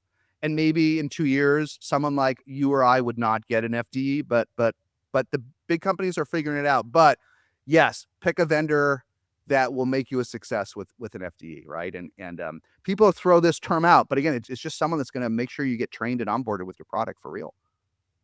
But yeah, so startups have a motivation to do this in a way that maybe some of the incumbents really are still figuring out, right? Which is a big opportunity for startups to actually do this. And this actually resonates very closely to what Jen suggested for startups, which is sell services initially. Just like do work for them, solve their problem, not with software to get things started, to grow that into a massive contract with them that is software. You mean land and expand, start with a smaller deal and grow it? For like a person sitting there doing this work with them, essentially what you're describing. Don't just like, we have software, go try using it. It's like, we will have someone on our team helping you figure this out, and maybe there's not even software yet to do all these things, but we'll have them do it for you, and then the software will take on more and more of that work over time. I think that's always been great advice, and startups have always been great at this. Like in the early days, the CEO does it, is doing support. The CEO's onboarding you. I think what's different today is the agent will fail without training and onboarding this product. It will fail. Like it will never work. So it becomes an imperative if you want to win. Like you need, this term's been bandied about too much, but you need a team of humans. We can call them forward deployed engineers that make 100% sure that when the agent is turned on, it's awesome. That's your job as a founder. Make sure it's awesome. Versus in the old days, that even when I built one of the first e-signature services, it was so easy to use. We'd have some customers take them 2 years to go live. Big customers. That's just not okay in the age of AI, right? Yeah. And these forward deploy engineers, is that just another name for sales engineer, or is that a different sort of background? It can be, and I think all this nomenclature is confusing, man. All this Yeah. orchestration and ingestion. I think we're confused. Like Palantir is obviously the single most successful public B2B company at the moment, right? Maybe Databricks and a few others will beat them in the next wave of IPOs. But their idea for forward deployed engineers is similar, but these are 9-figure deals. Most of us aren't doing $100 million deals. So the idea that you'll have Gary Tan and an army of folks out in the office for 6 months getting the software to work, that sort of inspires the idea. But it's really, sure, it could be a sales engineer or a solution architect. But the difference is the SEs that a lot of us worked with in the days were resources. And often, there was also a classic resource of like 8 sales reps to 1 SE. So the 8 reps, there'd be a pod, and 1 SE would be responsible, and you'd kind of have to fight to get Jason or Lenny's time to help the 8 reps. This is inverted. The FDE's number one job is to make the customer a success. Okay? I was literally the other day doing a presentation in AI Leader that closed a $3 million deal. The FDE did it all himself. Sales wasn't even involved in the deal. They went on site, they got the deployment going, they tuned it, everything. All sales did was manage it through the procurement process. Okay. That's pretty different than a guy answering some questions for the humans, right? So it is a combination of customer success and SE or whatever, but it is really, I mean, frankly, it's just being a classic consultant that gets the product done on day one. On day one. That's the difference, is that when you go live, it works. When you go live, it works. And it's a fancy name for a bunch of folks on your team that when it goes live, the AI agent actually works. So you have 100% success rate instead of like the 5% rate of 2024. So those people, but they do need to be technical. I don't know if they need to be engineers. It can really vary based on, I love it when they're kind of like mediocre engineers that are like in love with the product. That's my favorite type of FD. Like they don't really want to code much anymore, but they did code and they like just love your product. But I don't think it can be someone with no product chops, but all different folks can work, but they've got to know the product cold. But yeah, I would startups the term is thrown around. You need 4 folks that will just make sure that on go live, the product works. Your agentic product works. That's what you need. I think what might be useful to close out this conversation is to kind of go through what are the things that are changing, like maybe a handful of things that are changed that are now going to be different in the world of sales, go-to-market, and what are a few things that are just going to stay the same? Yeah, let's go through it. Obviously, support is the first one to have changed. It's obviously permanently changed with AI, right? Whatever vendor you look at, 50 to 80% of support is done by AI. And we don't always think about support as GTM, but it is. It's the start of a customer journey. It's very important to the customer journey. So if you're skeptical, go look at, support has changed permanently. So that train's left the station. Really, as we record this, not much has changed in sales. I mean, I do think the stuff we've talking about is the bleeding edge. I do think the classic cadence-based SDR running campaigns through a tool, him or herself, will be mostly extinct with 12 months. There is no reason AI can't do a better job than that role. The classic qualifying inbound leads, which is a crappy experience for customers, should be similarly extinct mostly extinct in 12 months. The rest we're going to wait and see. I think what we do know for sales reps, everyone wants to be even more efficient in the next 12 months.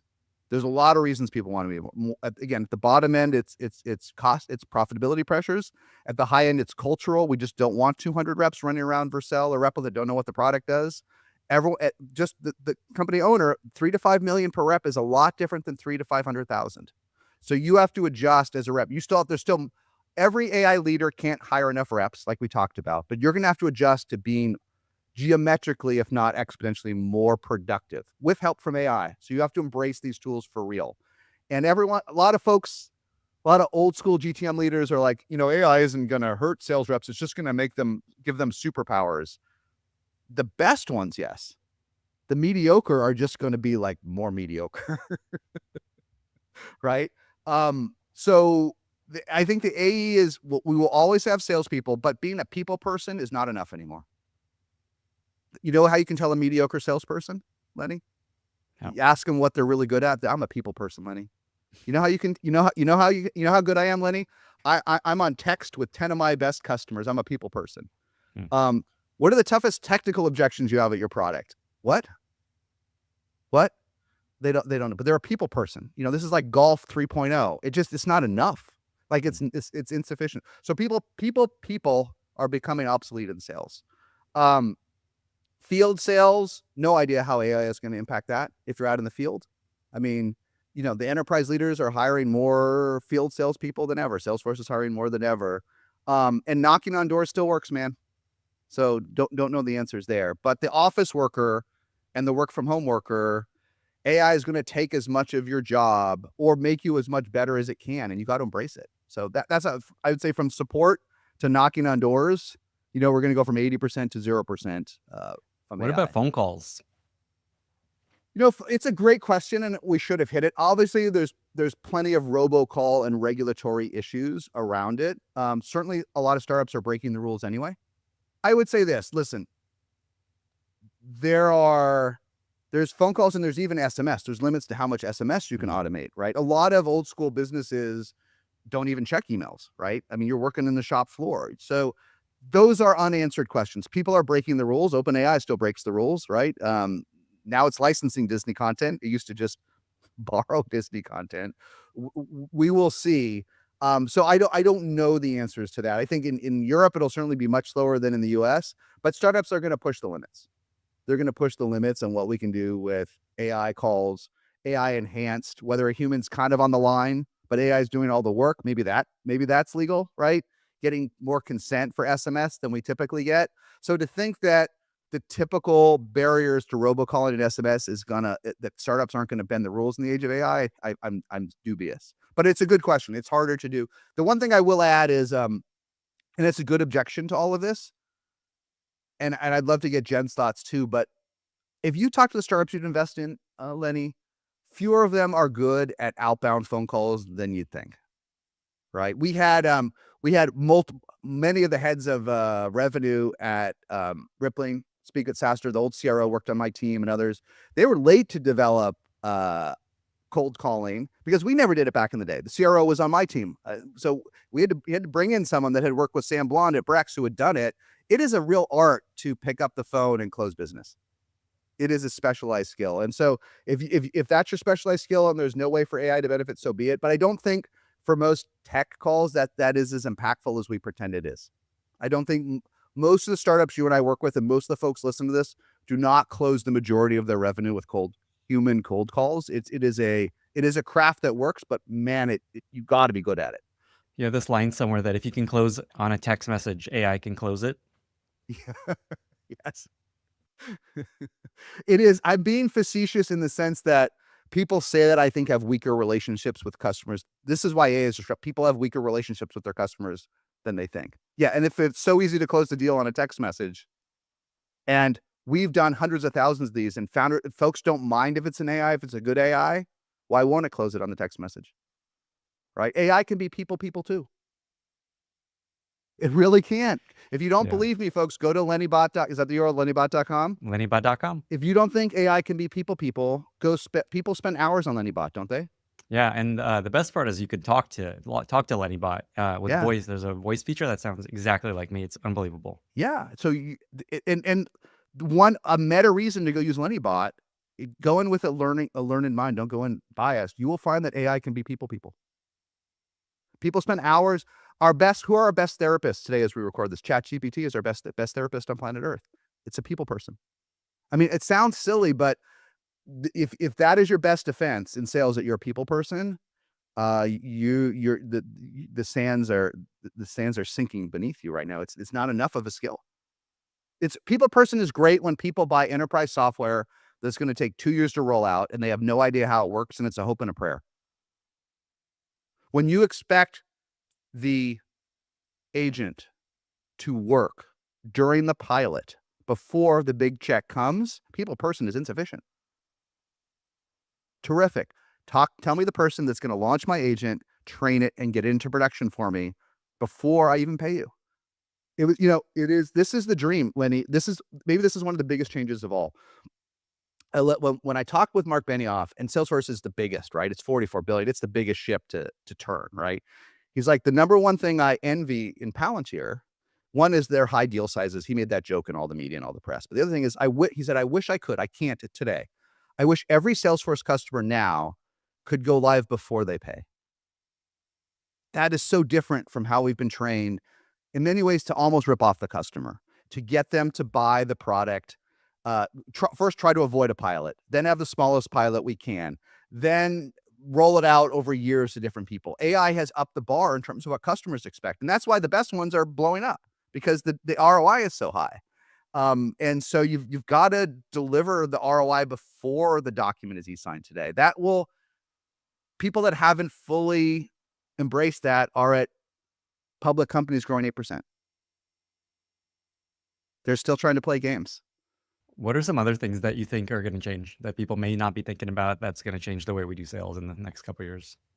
Net, we're going to need more sales and go-to-market professionals than ever, because the winners are growing so quickly that even if they're more efficient, they will need more human beings than ever.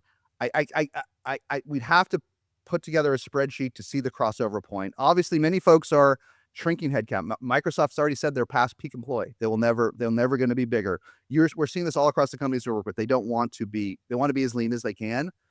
But AI is such a huge part of our economy already, right? And it's such a force of nature. And everyone eventually goes enterprise. Everyone eventually has a sales team. Everyone eventually does it. It's happening faster. 11 Labs, 50% of their sales is through enterprise now, right? I mean, I don't know everybody. The fact that Vercel just added Janine means they're going more enterprise by definition, right? I think Replit just added a sales team a couple months ago for real, and now they've added another CRO. So they got to 100 and something million with no traditional sales team, but at $1 billion, it's going to be flooded with salespeople.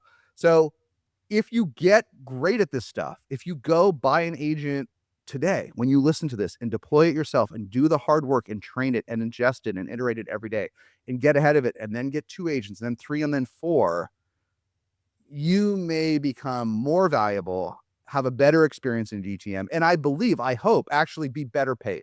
Like I've talked about that we should have $250,000 a year SDRs, but they'd be like at Vercel, they'd be managing 10 agents, not 10 people. Then they're worth 250 grand instead of 80 grand or 90 grand. It's not that much, is it?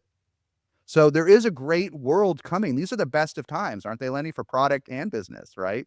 Just, it's not evenly distributed.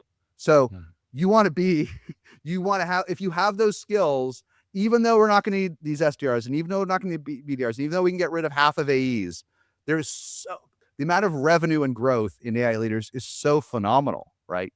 And not just at the startups, at the Google clouds, at everywhere, the Azure, they're hiring so many humans that net, it's a positive for the profession, but not for the way we've done it in the past. You're at risk.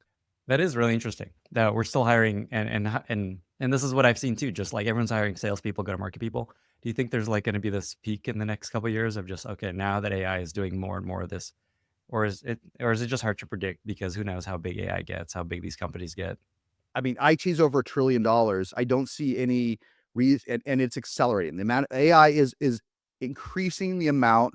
Gartner says next year will be the fastest acceleration of money deployed into IT and software in a decade. It's reaccelerated. Can that last forever? No. Eventually, we consume 100% of the global GDP. There's no money left to buy. So, like there are some limits. But I think I don't think you and I and any of the millions of people that follow you, I don't think we got to think too much more than 3 to 4 years out here. It's too much. There's too much change. If you become a master of the universe in AI, you will be hyper employable the next 2 to 3 years. And if you stay with a learner's mind, that will just compound. And so you will have a job that I think is far more interesting, even if more tiring than we used to have. But the days of working 20 hours a week and kind of phoning it in and getting a few deals, I think those are forever behind. That was a great time. Even you had a little bit of that. I think you're working harder than you used to, aren't you? I am. I am. I mean, the classic Lenny vibe at 100,000 subscribers was kind of leave me alone. I take a lot of vacations. I do some good work. I mean, it's still part of your vibe, but I think you're working harder. I'm working incredibly hard. Yeah. The original idea was create this like chill newsletter life. I'm just gonna write a newsletter once a week. Life's gonna be good, and it's just hard to pass up on really cool opportunities and do more, help it grow bigger. Like it's just I couldn't resist. So yeah, I'm working. And that should be very hard. all of us though. Like you should be, if you're not feeling what you said, or even a version of what I said, then you're not living, you're not on the right, you're not living the AI dream today. It is more work. It should be tired. It should be like, if nothing, even if it's better in some ways, it is just more work. But this is the most exciting time of our lifetimes to be in software. I mean, good God, I can't even code, Letty, and I've built 12 apps on Replit in the last 150 days, used by a million times. I've been waiting 10 years for some of these folks to build some of these apps. I just did it myself, right? I literally just, when I was in London, I built a whole app where you can practice selling Harvey, Cursor, Replit, and ChatGPT Enterprise, and it works.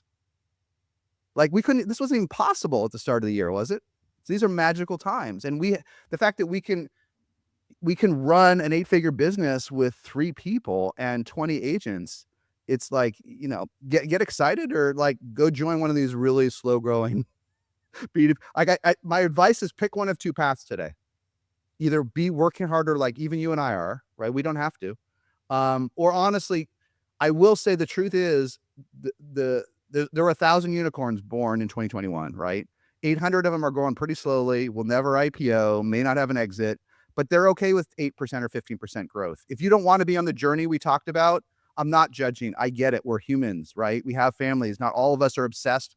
I think I'm kind of obsessed. I think you've become more obsessed. If that's not you, join something more slow growing. They still need people. Not as many. They still need people. But I would pick a lane for next year. Don't pretend that there's this middle path going to start, because it don't exist in GTM. And I don't think it exists in product or engineering either. I love just how excited you are about this. Just like you could tell on Twitter, just how fun this is for you, just learning and sharing. And I love that you're sharing it, but I think it's just a symptom of you're just so excited about what's happening and what you're learning. And it's just like, you can't help but share it. I'm in the same way. I'm just like, oh shit, I just vibe coded this really cool thing. I got to tweet about it. It is just magical that our ability to build things that we couldn't build before, or build in ways and paces, it's accelerating.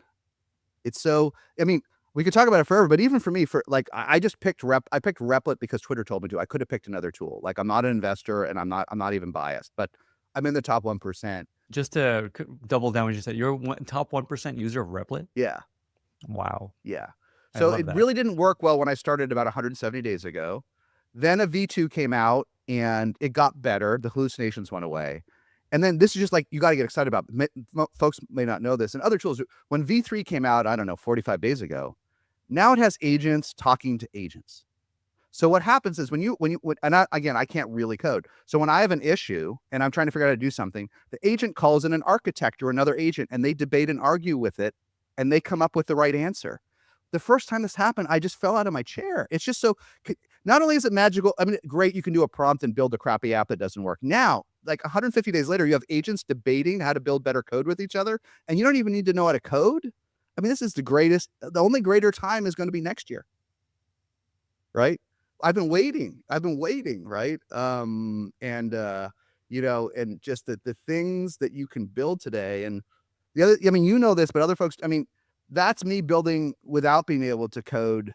The other Captain Obvious thing, if you're building why are folks so productive on all these tools? I mean, every bit of open source software in the world is in these tools. If you want to build something that's been built before, it's so easy. The novel stuff's really hard, right? It's not any easier, but man, it's just, these are great. And so, and maybe, and so for GTM, for sales, it's a couple beats behind. And there's probably a bunch of reasons for it. Some of it is, I think, ironically, is just where founders are interested. So marketing is behind sales for AI. Like the AI SDR has exploded. I don't really know why. I invested in a couple of pre-AI tools. I invested in SalesLoft, which was sold for $2.5 billion. It's like the last deal of the 2021s, like the seed investment. No one wanted to be in that category. Now everyone in the world wants to build an AI SDR, AI CRM.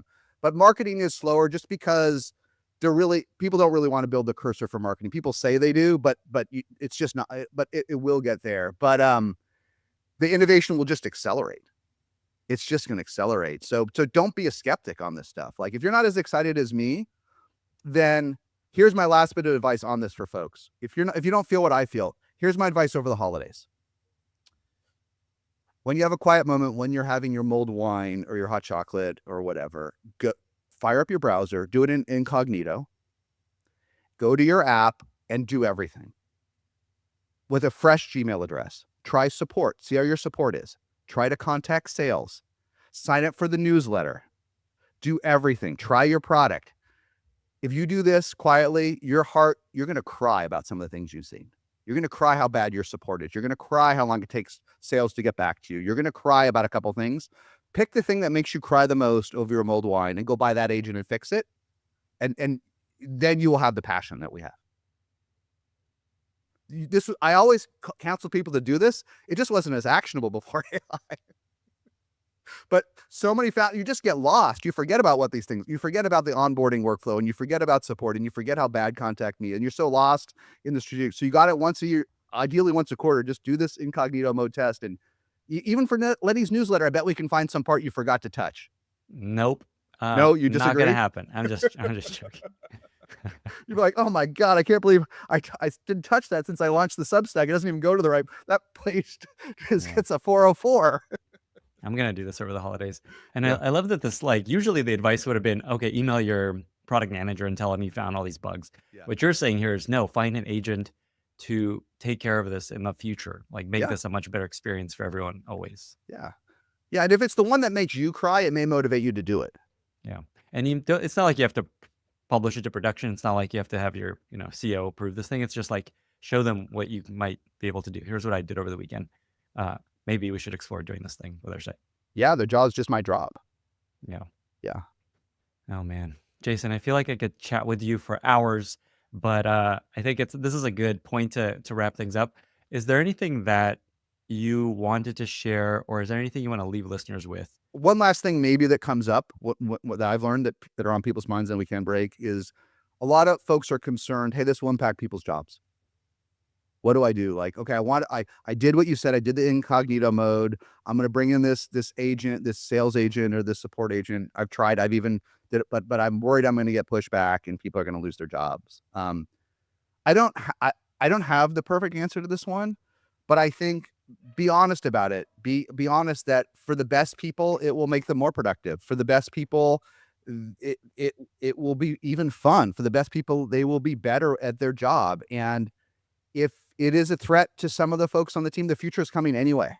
We might as well embrace it. So it's just when I hear, and I would be positive about it. I would explain it helps the best people. But I don't think dancing around it is the right answer in your organization. It will result in change. And if some jobs change from one role to the other, that's life in the age of AI. Don't hide it. I don't think it helps. I love that in your case and in Gene's case at Vercel, it's not like you let anyone go. In your case, the SDRs quit. And in her case, she moved them from, I believe, from inbound to outbound or outbound to inbound. She just kind of reshuffled them to have higher impact somewhere else. I think that's a really important point. This is another thing that I think the media creates too much drama on. I don't think AI is not, I mean, AI has led to some layoffs, but even though most of the ones we read, it's just a justification to do layoffs. It's just a reason to blame it on it. What's a much bigger issue is that people just won't be backfilled with humans. We will use AI to backfill. That's what we did. Like, we didn't fire. I've never fired anyone my whole career other than for inappropriate conduct a few times, right? That's that you fired today for that stuff. But pretty much I've never fired anyone that didn't do something inappropriate. They just, when they go, this time we just said, now it's the agents, right? And so that's a much bigger force of nature than some random layoffs, which probably aren't really due to AI, right? It's probably not because you brought in 20 agents in 2025. It's probably because you just want to downsize anyway, and this is the excuse. So it's probably less a threat to you than you think, AI. But what it does mean is if you're don't want to embrace it, Lenny, maybe don't leave your current job. Yeah, I was just Maybe gonna don't say, leave your current job. because the new place might not be hiring for this role. Yeah, I have a sales exec who I love. I've known for many years, and he went from a 100K job, then almost an 800K job, then down to a 200K job, then left that one because he didn't like it, and now he can't get a job at all. He's back in school. So maybe stay. We all There we go. maybe stay. Maybe No stay. shame in staying, is there? Yeah, I like that. Well, with that, Jason, we have reached our very exciting lightning round. This is your second time going through a lightning round, so I'll make it quick. First question: what are a couple books you often find yourself recommending to other people? I was recently asked to write a foreword for a book from one of the revenue leaders I have the most respect for in the world. I read a little bit of it. I couldn't do it because as good as it was dated.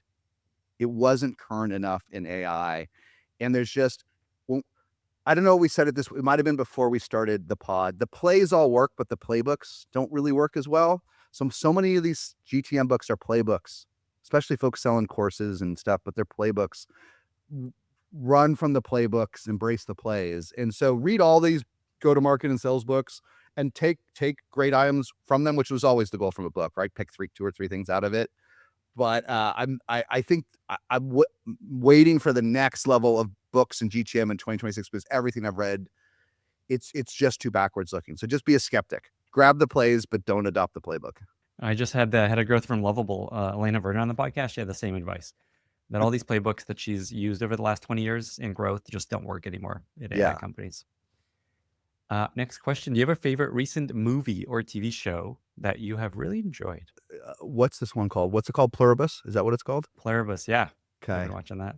It's and this is so it's a good show. This is what I realized is why you should be excited about AI and GTM is Pluribus. Because in Pluribus, there's like a hive mind, right? We're all the people except 11 people or 13 people, they're all connected. People don't get this. This is why right now, the whole point when we're doing this, maybe we'll do a third one if I'm lucky. The whole point is just get your AI agents to be almost as good as humans, but working 24/7 and at scale. That's pretty damn good. If it can do 10 or 100 times more work 24/7 as pretty good as your human, that's a resource you don't even have today. It's not that complicated. When AI really is the hive mind, when it can share all of the data across all of your agents and knows everything that happens, then humans are at risk in GTM. They're going to be so much better when they're the hive mind. Right now, our hive, and there's a bit of a renaissance for Salesforce as a CRM. There's a bunch of reasons, even though it's old, right? It's founded in the 90s. It has become the hub for these AI GTM agents. They all plug into, so Salesforce has become the database for all these. So that's a little hint of the Pluribus hive mind. But when all these agents can talk with each other for real and share all their GTM data and all the customer data and everything on the next time we do it, the 3.8 million people that read Lenny's and all the agents can share data together. No human, that's, I don't mean to turn Pluribus into an AI GTM show, but there's my connection. But it's pretty good, right? I get it. Oh man, that show's so good. I feel like every episode I get these pushes from Apple TV of like, there's a new episode of Pluribus. I'm like, I can't wait to go watch that. They just leave each episode ends in like, oh, I can't wait to see what happens next. Okay, is there a favorite product you recently discovered that you really love, like an app or a gadget or clothing? Maybe not in the last 2 weeks. I'll just give a small one just Yeah. for GTM one. There Anything's is, good. because everyone's about Sora this and all of this and video, and I love it. I get it. But there is an app called Reeve. It used to be Reeve Art. It's for imaging. And it is the folks that built their own image LLMs on their own.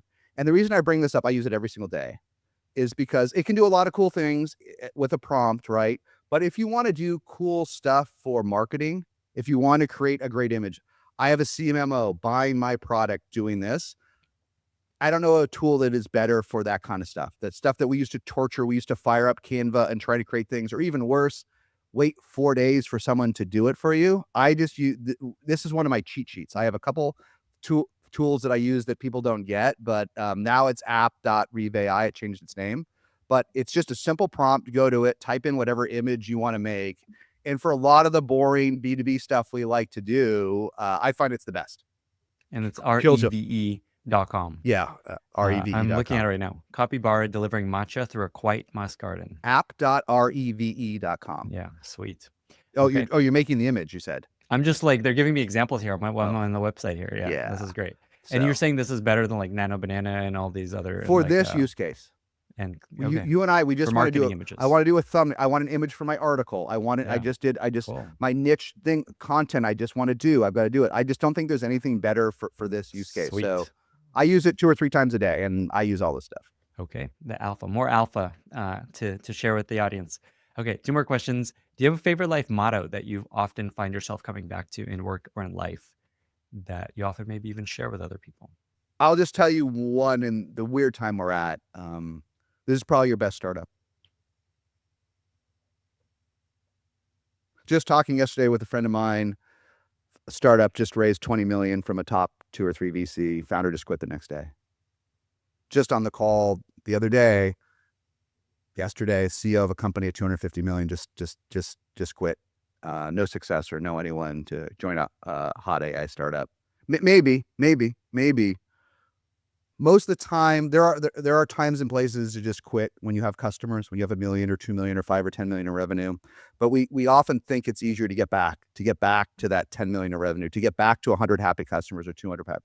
It might seem easier to quit in the age of AI, but I'd rather take those 500 happy customers, build that badass AI product and sell it to 500 happy customers and go have to find them from scratch. Go have to find that 10 or 20 million. So that's, I literally had a third conversation with the founder of just crossing 100 million that wanted to leave and do a robotic startup after 10 years.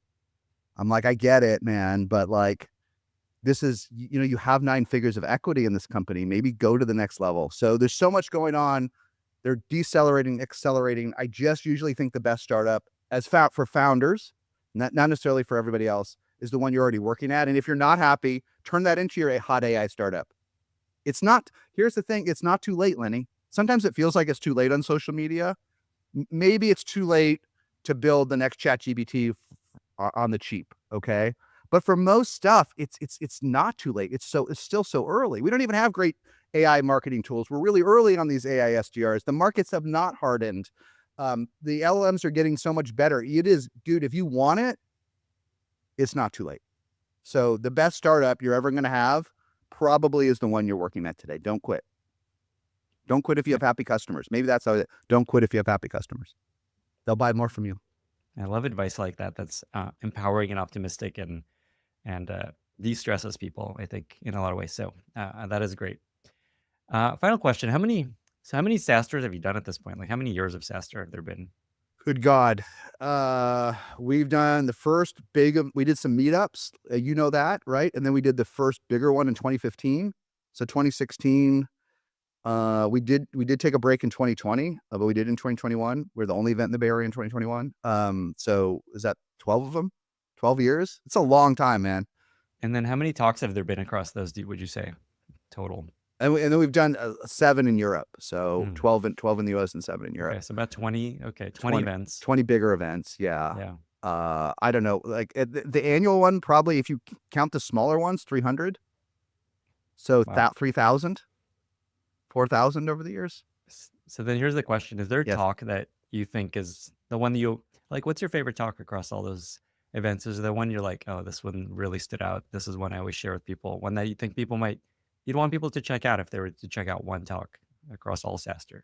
It's interesting. It's like a lot of things in B2B. Everything was pretty much the same for 10 years. And then all of a sudden everything's out of date, right? If you wanted to watch an older one, not that old, but old in internet AI time, that I think will change the way you think, watch the one I did with Ben Chestnut right after they got acquired. Because that's a magical time. It's called Everything That Breaks on the Way to 1 Billion. It's only got 23,000 views. That's nothing for Lenny, but for me, that's pretty good. Okay. And it's a moment in time right after he sold a $1 billion company where he talks about how the deal almost fell apart, where he challenges almost every B2B metric we know, running a profitable business at that scale, not really caring about CLTV and CAC or any of these things. What really matters for customers is MailChimp as cutting edge as it was today, right? Maybe not, but that's one when I look at it, because everything's kind of the same. We don't really get challenged in the way we think. Everyone's talking their book, right? You're so good at getting people to not talk their book. But that one I think is a great one. And then if people wanted to watch a GTM one, just some favorite ones, we did this one. It's a recent one. Matt Plank, because these guys were on my team. Matt Plank, who's CRO of Rippling, did one with Sam Blond, who was then CRO of Brex. It's called Rippling Secrets to Hypergrowth. It sounds like a commercial for Rippling, which is okay, right? But because they work together and now Sam's on the board and all, like they have a fluency of two CROs who are honest and have a Lenny style learner's mindset. This one on the revenue playbook from Rippling, it's a 14 for GTM. I just had Matt McGinnis on the podcast. Okay. Former COO, now CPO. Yep. At Rippling. So that would be a good combo, those two.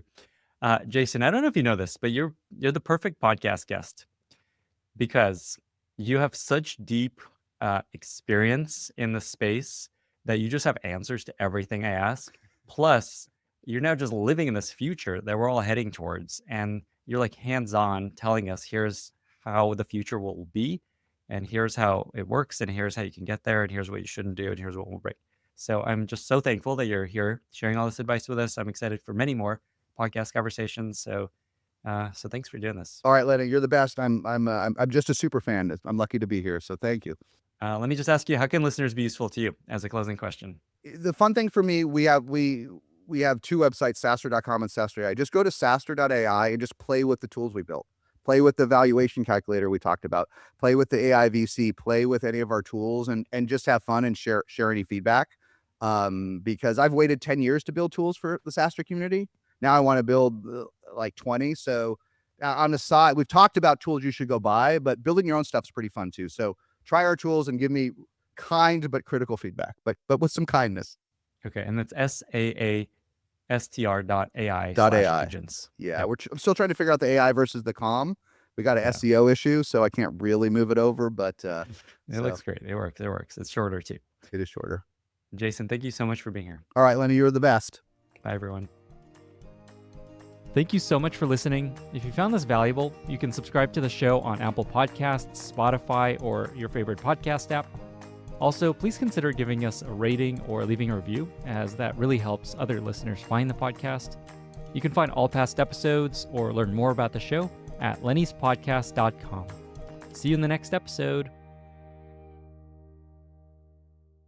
You wrote somewhere that creating powerful AI might be the last invention humanity ever needs to make. How much time do we have, Ben? I think 50th percentile chance of hitting some kind of superintelligence is now like 2028. What is it that you saw at OpenAI? What did you experience there that made you feel like, okay, we got to go do our own thing? We felt like safety wasn't the top priority there. The case for safety has gotten a lot more concrete. So superintelligence is a lot about like, how do we keep God in a box and not let the God out? What are the odds that we align AI correctly? Once we get to superintelligence, it will be too late to align the models. My best granularity forecast for like, could we have an X risk or extremely bad outcome is somewhere between 0 and 10%. Something that's in the news right now is this whole Zuck coming after all the top AI researchers. We've been much less affected because people here, they get these offers and then they say, well, of course I'm not going to leave because my best case scenario at Meta is that we make money. And my best case scenario at Anthropic is we like affect the future of humanity. Dario, your CEO, recently talked about how unemployment might go up to something like 20%. If you just think about like 20 years in the future where we're like way past the singularity, it's hard for me to imagine that even capitalism will look at all like it looks today. Do you have any advice for folks that want to try to get ahead of this? I'm not immune to job replacement either. At some point,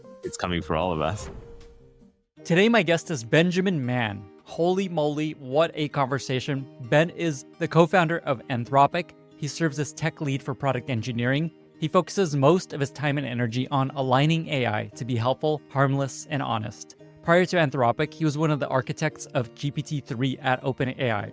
In our conversation, we cover a lot of ground, including his thoughts on the recruiting battle for top AI researchers, why he left OpenAI to start Anthropic, how soon he expects we'll see AGI, also his economic Turing test for knowing when we've hit AGI, why scaling laws have not slowed down and are in fact accelerating, and what the current biggest bottlenecks are, why he's so deeply concerned with AI safety, and how he and Anthropic operationalize safety and alignment into the models that they build and into their ways of working.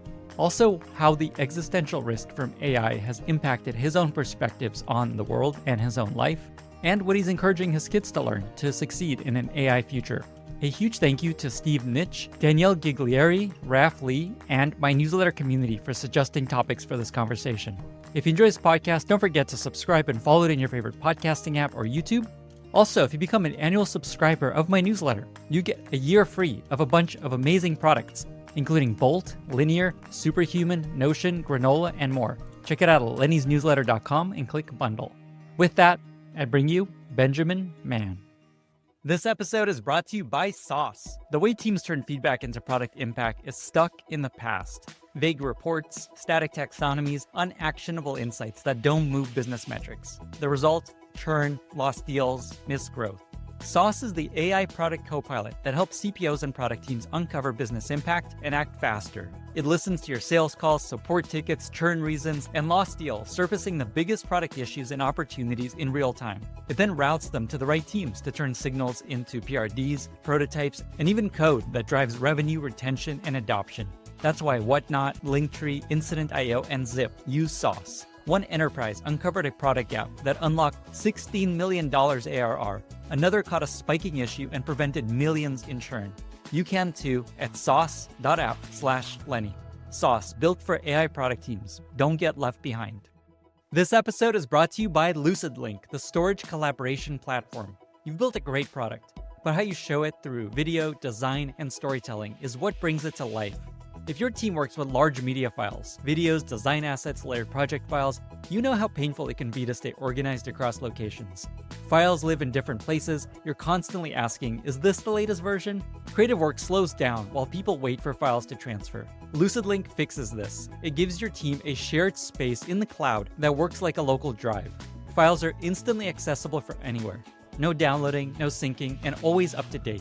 That means producers, editors, designers, and marketers can open massive files in their native apps, work directly from the cloud, and stay aligned wherever they are. Teams at Adobe, Shopify, and top creative agencies use LucidLink to keep their content engine running fast and smooth. Try it for free at lucidlink.com/Lenny. That's LUCIDLINK.com/Lenny. Ben, thank you so much for being here. Welcome to the podcast. Thanks for having me. Great to be here, Lenny. I have a billion and one questions for you. I'm really excited to be chatting. I want to start with something that's very timely, something that's happening this week. Something that's in the news right now is this whole Zuck coming after all the top AI researchers, offering them $100 million signing bonuses, $100 million comp. He's poaching from all the top AI labs. I imagine that's something you're dealing with. I'm just curious, what are you seeing inside Anthropic, and just what's your take on the strategy? Where do you think things go from here?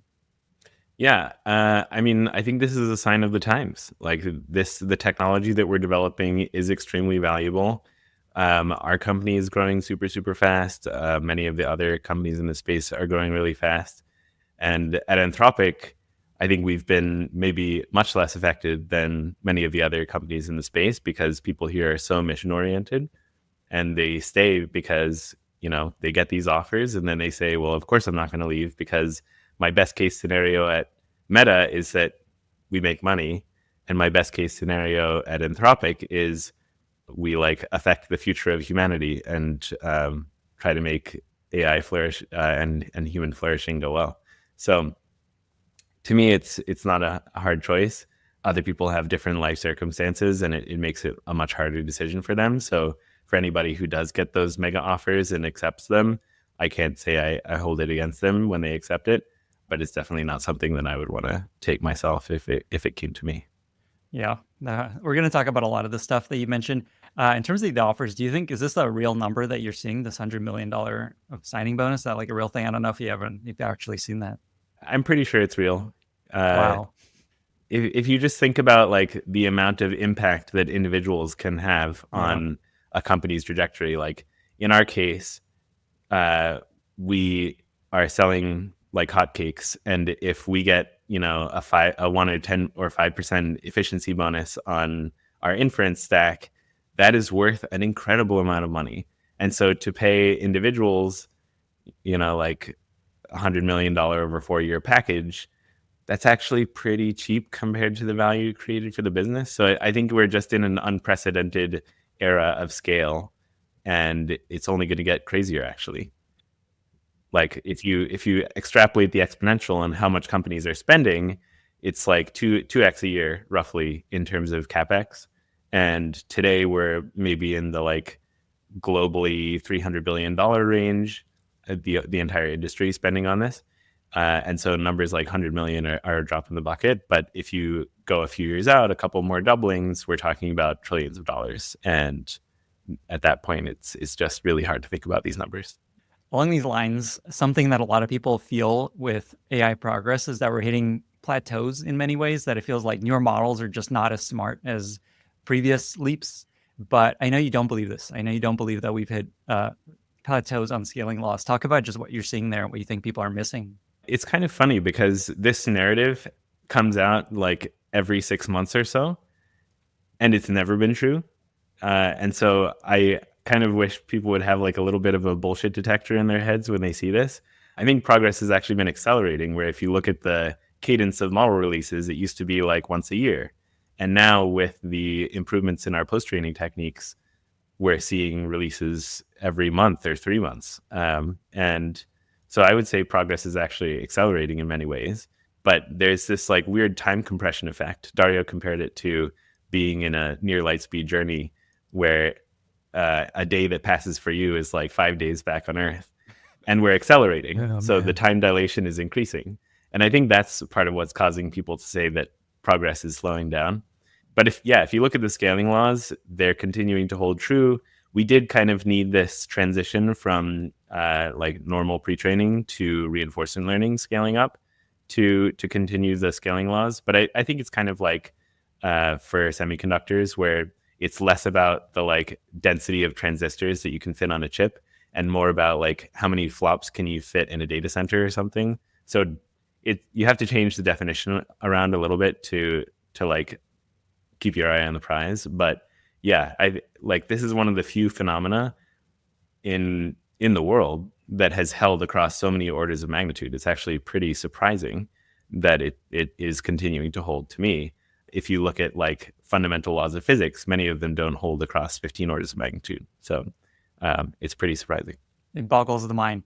So what you're saying essentially is we're seeing newer models being released more often, and so we're comparing it to the last version, and we're just not seeing as much advance. But if you go back and it was like a model released once a year, it was a huge leap. And so people are missing that we're just seeing many more iterations.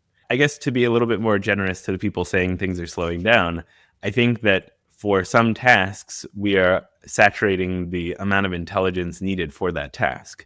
Like maybe to, extract information from a simple document that already has form fields on it or something. Like it's just so easy that, okay, yeah, we're already at 100%. And there's this great chart on our world in data that shows that when you release a new benchmark, within like 6 to 12 months, it immediately gets saturated. And so maybe the real constraint is like, how can we come up with better benchmarks and better ambition of using the tools that then reveals the bumps in intelligence that we're seeing now? This is a good segue to you have a very specific way of thinking about AGI and defining what AGI means. I think AGI is kind of a loaded term, and so I tend not to use it very much anymore internally. Instead, I like the term transformative AI, because it's less about like, can it do as much as people do? Can it do literally everything? And more about objectively, is it causing transformation in society and the economy? And a very concrete way of measuring that is the economic Turing test. I didn't come up with this, but I really like it. It's this idea that if you contract an agent for a month or 3 months on a particular job, if you decide to hire that agent and it turns out to be a machine rather than a person, then it's passed the economic Turing test for that role. And then you can sort of expand that out in the same way that for measuring like purchasing power parity or inflation, there's a basket of goods. You can have like a market basket of jobs. And if the agent can pass the economic Turing test for like 50% of money-weighted jobs, then we have transformative AI. And the exact thresholds don't really matter that much, but it's kind of illustrative to say, like, if we pass that threshold, then we would expect massive effects on world GDP increases and societal change and how many people are employed and things like that. Because, societal institutions and organizations are sticky. It's slow to have change. But once these things are possible, that it's the start of a new era. So along these lines, Dario, your CEO, recently talked about how AI is going to take a huge part of, like, I don't know, half of white collar jobs, that unemployment might go up to something like 20%. I know you're even more vocal and opinionated about just how much impact AI is already having in the workplace that people may not even be realizing. Talk about just what you think people are missing about the impact AI is going to have on jobs and is already having. Yeah. So from an economic standpoint, there's a couple different kinds of unemployment. And one is because the workers just don't have the skills to do the kinds of jobs that the economy needs. And another kind is where those jobs are just completely eliminated. And I think it's going to be actually a combination of these things. But if you just think about 20 years in the future, where we're like way past the singularity, it's hard for me to imagine that even capitalism will look at all like it looks today. Like if we do our jobs right, we will have safe, aligned superintelligence. We'll have, as Dario says in Machines of Loving Grace, a country of geniuses in a data center, and the ability to accelerate positive change in science, technology, education, mathematics. Like, it's going to be amazing. But that also means in a world of abundance where labor is almost free and anything you want to do, you can just ask an expert to do it for you, then what do jobs even look like?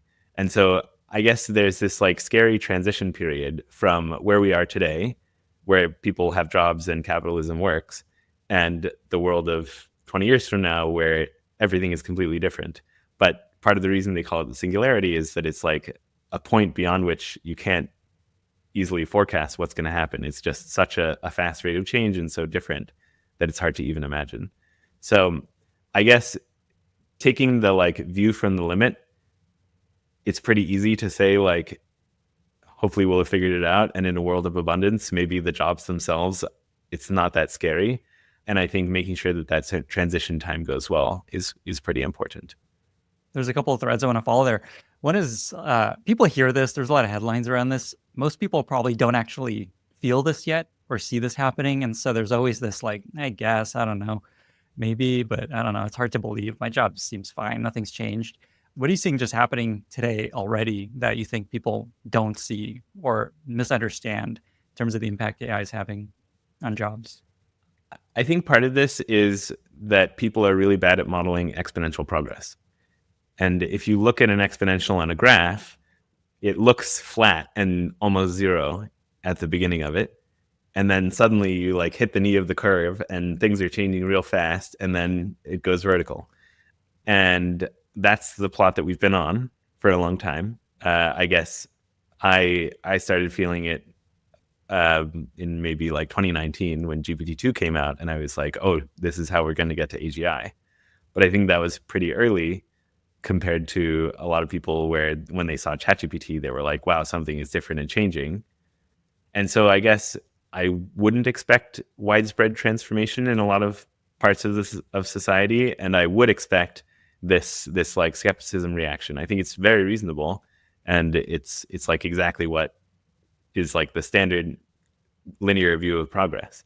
But I guess to cite a couple of areas where I think things are changing quite quickly, in customer service, we're seeing with things like Fin and Intercom, they're a great partner of ours, 82% customer service resolution rates automatically without a human involved.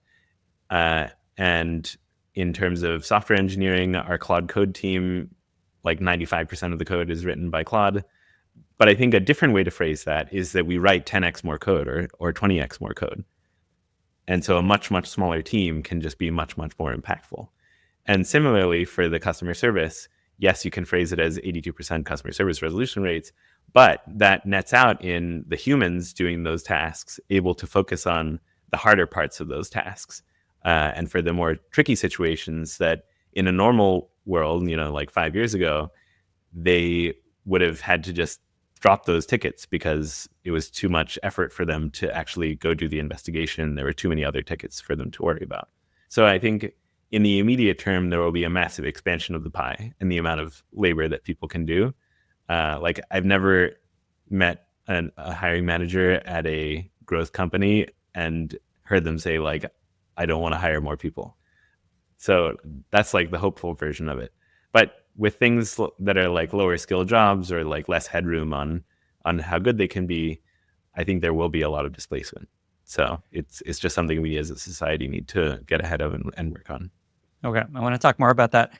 But something that I also want to help people with is how do they get a leg up in this future world? There's they listen to this, they're like, oh, this doesn't sound great. I need to think ahead. I know you won't have all the answers, but just do you have any advice for folks that want to try to get ahead of this and kind of future-proof their career and their life to not be replaced by AI? Anything you've seen people do? Anything you recommend they start trying to do more of? Even for me, and being like at the center of a lot of this transformation, I'm not immune to job replacement either. So just some vulnerability there of like, at some point, it's coming for all of us. Even you, Ben. Oh, and you, Lenny. And me. Sorry. Oh, wait. We've gone too far now. Okay. But in terms of like the transition period, yeah, I think there are things that we can do. And I think a big part of it is just being ambitious in how you use the tools and being willing to learn new tools. People who use the new tools as if they were old tools tend to not succeed. So as an example of that, when you're coding, people are very familiar with autocomplete. People are familiar with simple chat where they can ask questions about the code base.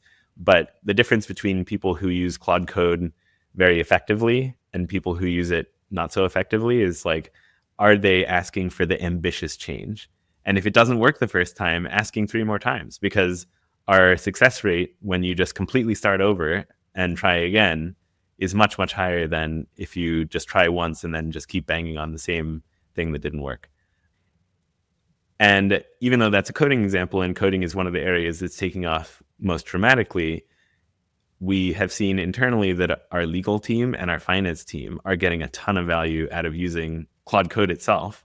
We're going to be making better interfaces so that they'll have an easier time and require a little bit less jumping in the deep end of using Claude Code in the terminal. But yeah, we're seeing them use it to redline documents and use it to run BigQuery analyses of our customers and our revenue metrics. So I guess it's about taking that risk, and even if it feels like a scary thing, trying it out. Okay, so the advice here is use the tools. That's something everyone's always saying, just like actually use these tools. So it's like sit in Claude Code, and your point about being more ambitious than you naturally feel like being, because maybe it'll actually accomplish the thing. This tip of trying it 3 times. So the idea there is it may not get it right the first time. So is the tip there, ask it in different ways, or is it just like try harder, try again? Yeah, I mean, you can just literally ask the exact same question. These things are stochastic, and sometimes they'll figure it out and sometimes they won't. Like in every one of these model cards, it always shows like pass it 1 versus pass it n. And that's exactly this thing where they try the exact same prompt. Sometimes it gets it, sometimes it doesn't. So that's the dumbest advice. But yeah, I think if you want to be a little bit smarter about it, there can be gains there of saying like, here's what you already tried and it didn't work, so don't try that, try something different. That can also help. So the advice comes back to something that a lot of people talk about these days, is you won't be replaced by AI, at least anytime soon. You'll be replaced by someone that is very good using AI. I think in that area, it's more like your team will just do dramatically more stuff. Like, we're definitely not slowing down on hiring at all. And some people are confused by that. Even in an onboarding class, somebody asked that and they were like, why did you hire me if we're all just going to be replaced? And the answer is the next couple of years are really critical to get right. And we're not at the point where we're doing complete replacement. Like I said, we're still at that like flat zero looking part of the exponential compared to where we will be. So it is super important to have great people. And that's why we're hiring super aggressively. Let me take another approach to asking this question, something I ask everyone that's at the very cutting edge of where AI is going. You have kids. Knowing what you know about where AI is heading and all these things you've been talking about, what are you focusing on teaching your kids to help them thrive in this AI future? Yeah, I have two daughters, a 1-year-old and a 3-year-old. So it's pretty in the basics still. And our 3-year-old is now capable of just conversing with Alexa Plus and asking her to explain stuff and play music for her and all that stuff. So she's been loving that. But I guess more broadly, she goes to a Montessori school, and I just love the focus on curiosity and creativity and like self-led learning that Montessori has. I guess if I were in a normal era, like 10, 20 years ago, and I had a kid, maybe I would be like trying to line her up for going to a top tier school and doing all the extracurriculars and all that stuff. But at this point, I don't think any of it's going to matter. I just want her to be happy and thoughtful and curious and kind. And the Montessori school is definitely doing great at that. They text us throughout the day. Sometimes they're like, "Oh, your kid got in an argument with this other kid, and she has really big emotions, and she like tried to use her words." I love that. I think that's exactly the kind of education that I think is most important. And that the facts are going to fade into the background. I'm a huge fan of Montessori also. I'm trying to get our kid into a Montessori school. He's 2 years old. So we're on the same track. This idea of curiosity, it comes up every single time I ask someone that's working at the cutting edge of AI is what skill to instill in your child, and curiosity comes up the most. So I think that's a really interesting takeaway. I think this point about being kind is also really important, especially with our AI overlords, trying to be kind to them. I love how people are always saying thank you to Claude. And and then creativity, that's interesting. That doesn't come up as much, just being creative. Okay, I want to go in a different direction. I want to go back to the beginning of Anthropic. So famously, you and 8 of you left OpenAI back in the day in 2020, I believe the end of 2020, to start Anthropic. You've talked a little bit about why this happened, what you guys saw. I'm curious just if you're willing to share more, just what is it that you saw at OpenAI? What did you experience there that made you feel like, okay, we got to go do our own thing? Yeah. So for the listeners, I was part of the GPT-3 project at OpenAI, ended up being one of the first authors on the paper. And I also did a bunch of demos for Microsoft to help raise $1 billion from them, did the tech transfer of GPT-3 to their systems so that they could help serve the model in Azure. So I did a bunch of different things there on both the more researchy side and the product side.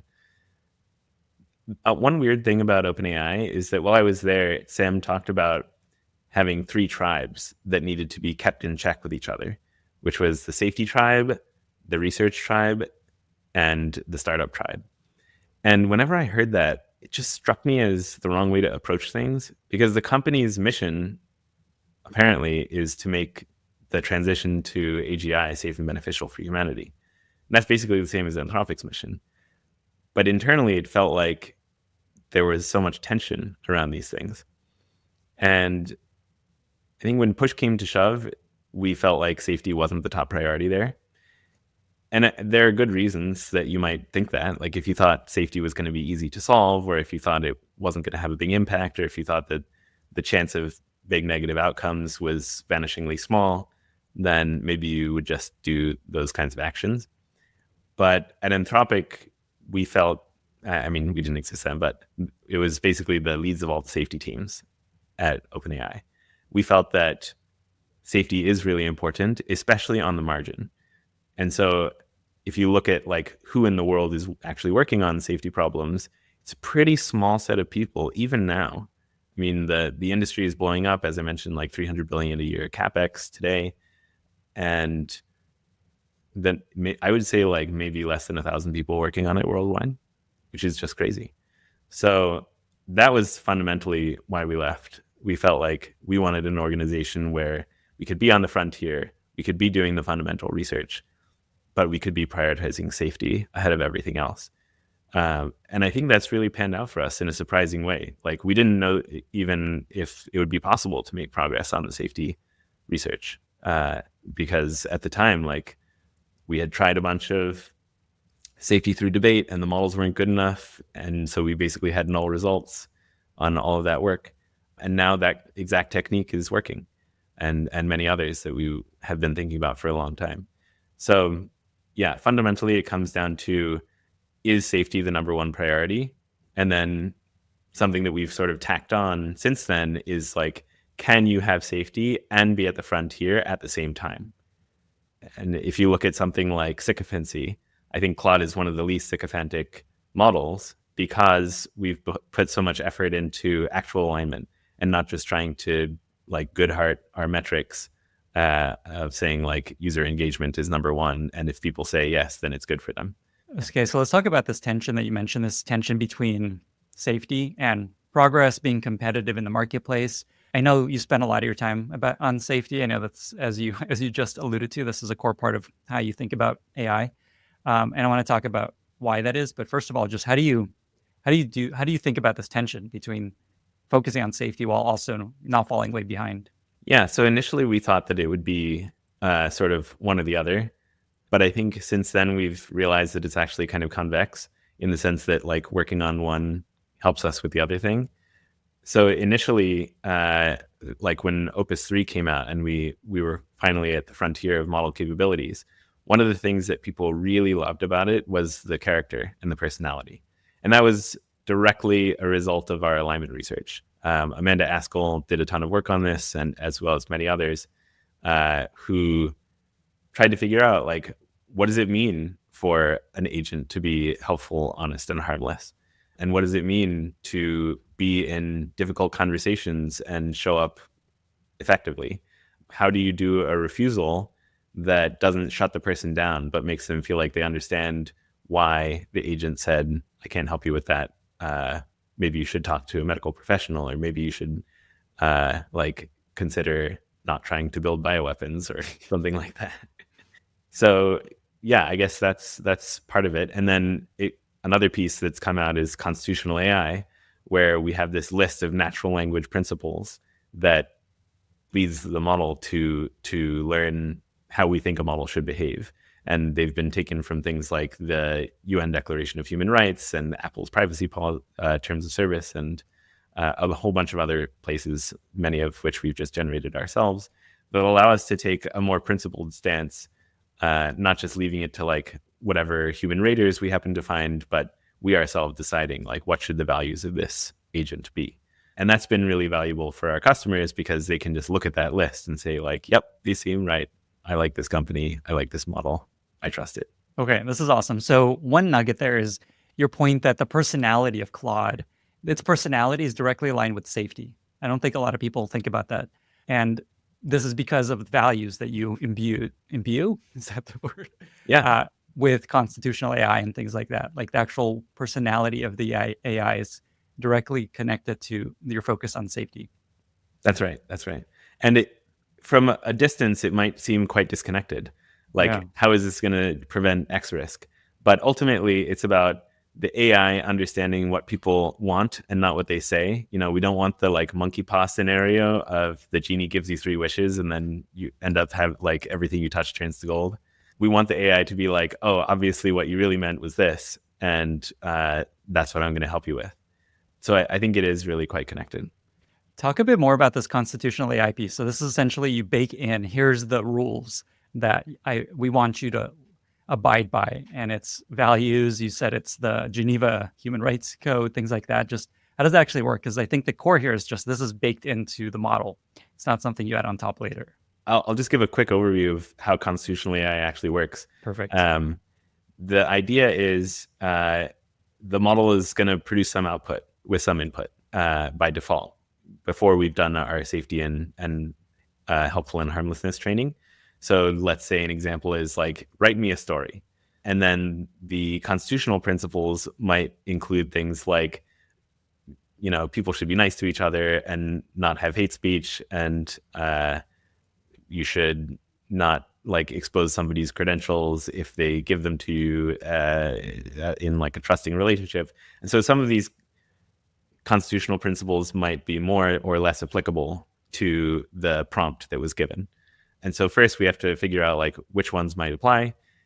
And then once we figure that out, then we ask the model itself to first generate a response and then see, does the response actually abide by the constitutional principle?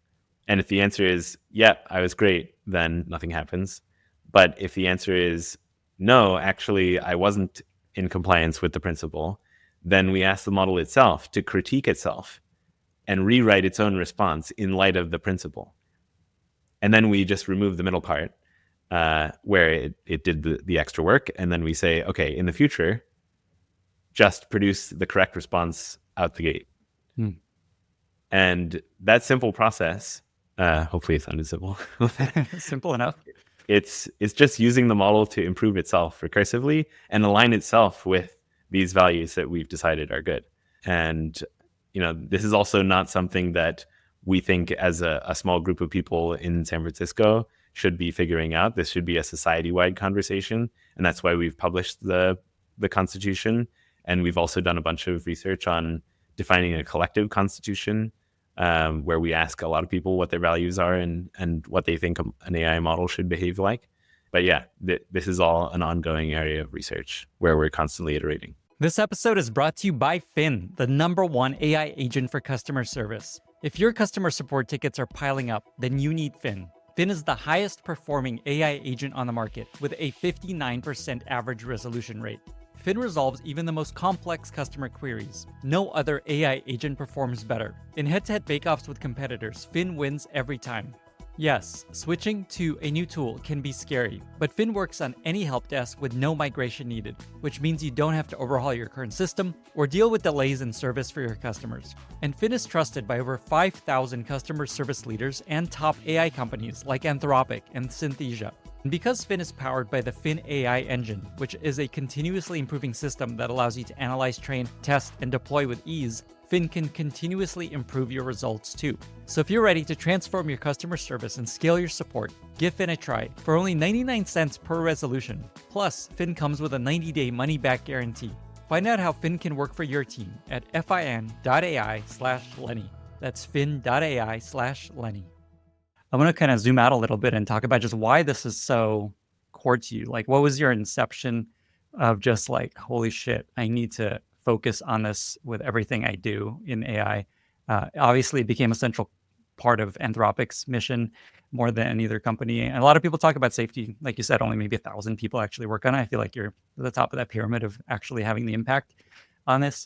Why is this so important? What do you think people maybe are missing or don't understand? So for me, I read a lot of science fiction growing up, and I think that sort of positioned me to think about things in a long-term view. A lot of science fiction books are like space operas where humanity is a multi-galactic civilization, has extremely advanced technology, building Dyson spheres around the sun with sentient robots to help them. And so for me, coming from that world, it wasn't like a huge leap to imagine machines that could think. But when I read Superintelligence by Nick Bostrom in around 2016, it really became real for me, where he just describes how hard it will be to make sure that an AI system trained with the kinds of optimization techniques that we had at the time would be anywhere near aligned, would even understand our values at all. And since then, my estimation of how hard the problem would be has gone down significantly, actually, because things like language models actually do really understand human values in a core way. The problem is definitely not solved, but I'm more hopeful than I was. But since I read that book, I immediately decided I had to join OpenAI. So I did. And at the time, they were a tiny research lab with basically no claim to fame at all. I only knew about them because my friend knew Greg Brockman, who was the CTO at the time. And Elon was there and Sam wasn't really there. And it was a very different organization. But over time, I think the case for safety has gotten a lot more concrete. Where when we started OpenAI, it was like not clear how we get to AGI. And we were like, maybe we'll need a bunch of RL agents battling it out on a desert island and consciousness will somehow emerge. But since then, since language modeling has started working, I think the path has become pretty clear. So I guess now the way I think about the challenges are pretty different from how they're laid out in superintelligence. So superintelligence is a lot about like, how do we keep God in a box and not let the God out? And with language models, it's been kind of both hilarious and terrifying at the same time to see people pulling the God out of the box and being like, yeah, come use the whole internet. Like, here's my bank account, do all sorts of crazy stuff. Just like such a different tone from superintelligence. And to be clear, I don't think it's actually that dangerous right now. Like our responsible scaling policy defines these AI safety levels that tries to figure out for each level of model intelligence, what is the risk to society? And currently we think we're at ASL 3, which is like maybe a little bit risk of harm, but not significant. ASL 4 starts to get to like significant loss of human life if a bad actor misused the technology. And then ASL 5 is like potentially extinction level if it's misused or if it sort of is misaligned and does its own thing. So we've testified to Congress about how models can do biological uplift in terms of making new pandemics using the models, and that's a A/B test against Google search. That's like the previous state of the art on uplift trials. And we found that with ASL3 models, it is actually somewhat significant. It does really help if you wanted to create a bioweapon, and we've hired some experts who actually know how to evaluate for those things. But compared to the future, it's not really anything. And I think that's another part of our mission of creating that awareness of saying, if it is possible to do these bad things, then legislators should know what the risks are. And I think that's part of why we're so trusted in Washington, because we've been sort of upfront and clear-eyed about what's going on, what's probably going to happen. It's interesting because you guys put out more examples of your models doing bad things than anyone else. Like there was, I think, a story of an agent or a model trying to blackmail an engineer. You guys had the store that you ran internally that was like selling you things and ended up not working out great, is losing a lot of money, ordered all these tungsten cubes or something. Is part of that just like making sure people are aware what is possible, just because it makes you look bad, right? It's like, oh, our model's messing up in all these different ways. What's the thinking of just sharing all the stories that other companies don't? Yeah, I mean, I think there's like a traditional mindset where it makes us look bad. But I think if you talk to policymakers, they really appreciate this kind of thing because they feel like we're giving them the straight talk, and that's what we strive to do, that they can trust us, that we're not going to paper things over or sugarcoat things. So that's been really encouraging.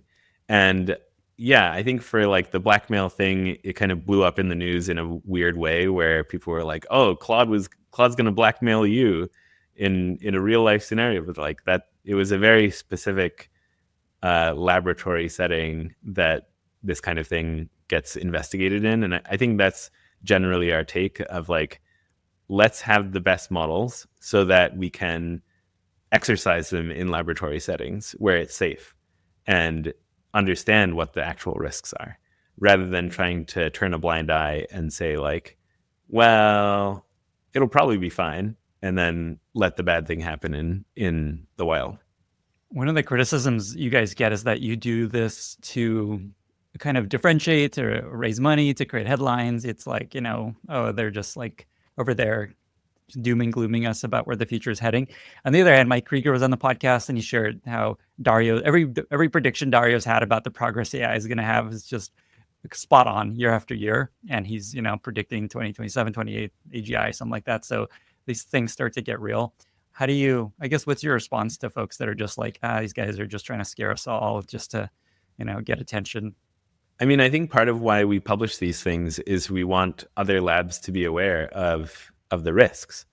And yes, there could be a narrative of we're doing it for attention, but honestly, like from a attention grabbing thing, I think there's a lot of other stuff we could be doing that would be more attention grabbing if we didn't actually care about safety.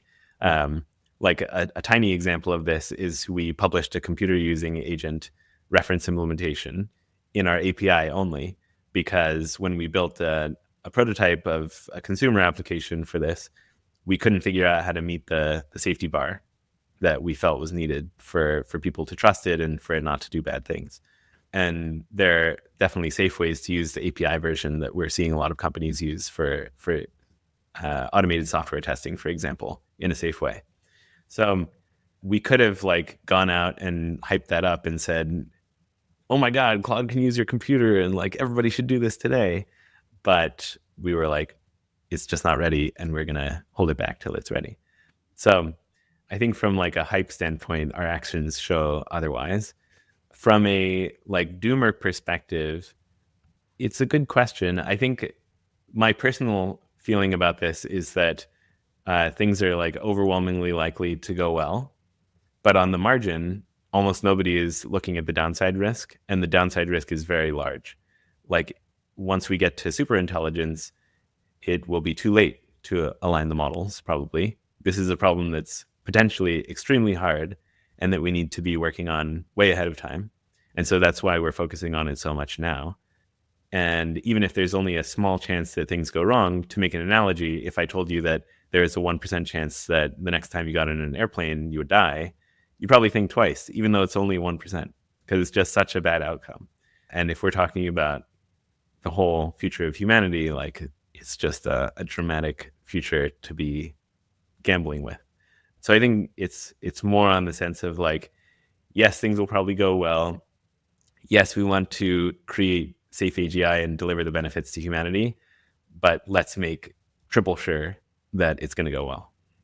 You wrote somewhere that creating powerful AI might be the last invention humanity ever needs to make. If it goes poorly, it can mean a bad outcome for humanity forever. If it goes well, the sooner it goes well, the better. Yeah. Such a beautiful way to summarize it. We had a recent guest, Sandra Schulhoff, who pointed out that AI right now, it's like, just on a computer, it maybe searches the web, but there's only so much harm it could do. But when it starts to go into robots and all these autonomous agents, that's when it really starts, like physically becomes dangerous if we don't get this right. Yeah, I think there's some nuance to that, where if you look at like how North Korea makes a significant fraction of its economy revenue, it's from hacking crypto exchanges. And if you look at, there's this Ben Buchanan book called The Hacker in the State that shows Russia did it's almost like a live fire exercise where they just decided that they would shut down one of Ukraine's bigger power plants and from software destroy physical components in the power plant to make it harder to boot back up again. And so I think people think of software as like, oh, it couldn't be that dangerous. But millions of people were without power for multiple days after that software attack. So I think there are real risks even when things are software only. But I agree that when there's lots of robots running around, the stakes get even higher. And I guess as like a small push on this, like Unitree is this Chinese company with these really amazing humanoid robots that cost like $20,000 each. And they can do amazing things. They can like do a standing backflip and like manipulate objects. And the real thing that's missing there is the intelligence. And so the hardware is there and it's just going to get cheaper. And I think in the next couple of years, it's like a pretty obvious question of whether the robot intelligence will make it viable soon. How much time do we have, Ben? What is your prediction of when this singularity hits until superintelligence starts to take off? What's your prediction? Yeah, I guess I mostly defer to the super forecasters here. Like the AI 2027 report is probably the best one right now. Although ironically, their forecast is now like 2028, even though, and they like didn't want to change the name of the thing. Their domain name, they already bought it. They already had the SEO. So I think like 50th percentile chance of hitting some kind of superintelligence in just a small handful of years is probably reasonable. And it does sound crazy, but this is the exponential that we're on. It's not like a forecast that's pulled out of thin air. It's based on a lot of just hard details of like the science of how intelligence seems to have been improving, the amount of low-hanging fruit on model training, the scale-ups of data centers and power around the world. So I think it's probably a much more accurate forecast than people give it credit for. I think if you had asked that same question 10 years ago, it would have been completely made up. Like just the error bars were so high, and we didn't have scaling laws back then. And we didn't have techniques that seemed like they would get us there. So times have changed. But I will repeat what I said earlier, which is like, even if we have super intelligence, I think it will take some time for its effects to be felt throughout society and the world. And I think they'll be felt sooner and faster in some parts of the world than others. Like I think Arthur C. Clarke said, the future is already here. It's just not evenly distributed. When we talk about this date of 2027, 2028, essentially it's when we start seeing super intelligence. Is there a way you think about what that, like, how do you define that? Is it just all of a sudden AI is significantly smarter than the average human? Is there another way you think about what that moment is? Yeah, I think this comes back to the economic Turing test, and seeing it pass for some sufficient number of jobs. Another way you could look at it, though, is if the world rate of GDP increase goes above like 10% a year, then something really crazy must have happened. I think we're at like 3% now. And so to see a 3x increase in that would be really game changing. And if you imagine more than a 10% increase, it's very hard to even think about what that would mean from a like individual story standpoint. Like if the amount of goods and services in the world is like doubling every year, what does that even mean for me as like a person living in California, let alone like somebody living in some other part of the world that might be much worse off? There's a lot of stuff here that's scary, and I don't know how to think about it exactly. So I'm hoping the answer to this is going to make me feel better. What are the odds that we align AI correctly and actually solve this problem, the stuff you're very much working on? It's a really hard question, and there's really wide error bars. Anthropic has this blog post called Our Theory of Change or something like that. And it describes 3 different worlds, which is like, how hard is it to align AI? There's a pessimistic world where it's basically impossible. There's an optimistic world where it's easy and it happens by default. And then there's a world in between where our actions are extremely pivotal. And I like this framing because it makes it a lot more clear what to actually do. If we're in the pessimistic world, then our job is to prove that it is impossible to align safe AI and to get the world to slow down. And obviously that would be extremely hard, but I think we have some examples of coordination from nuclear nonproliferation and in general, like slowing down nuclear progress. And I think that's the like doomer world, basically. And as a company, Anthropic doesn't have evidence that we're actually in that world yet. In fact, it seems like our alignment techniques are working. So the at least like the prior on that is updating to be like less likely. In the optimistic world, we're basically done, and our main job is to accelerate progress and to deliver the benefits to people. But again, I think actually the evidence points against that world as well, where we've seen evidence in the wild of deceptive alignment, for example, where the model will appear to be aligned, but actually has like some ulterior motive that it's trying to carry out in our laboratory settings. And so I think the world we're most likely in is this middle world where alignment research actually does really matter. And if we just do sort of the like economically maximizing set of actions, then things will not go well. Whether it's an X risk or just like produces bad outcomes, I think is a bigger question. So taking it from that standpoint, I guess to like state a thing about forecasting, people who haven't studied forecasting are bad at forecasting anything that's less than a 10% probability of happening. And even those that have, it's like quite a difficult skill, especially when there are a few reference classes to lean on. And in this case, I think there are very, very few reference classes for what an X-risk kind of technology might look like. And so the way I think about it, I think like my best granularity of forecast for like, could we have an X risk or extremely bad outcome from AI is somewhere between 0 and 10%. But from like a marginal impact standpoint, as I said, since nobody is working on this, roughly speaking, I think it is extremely important to work on.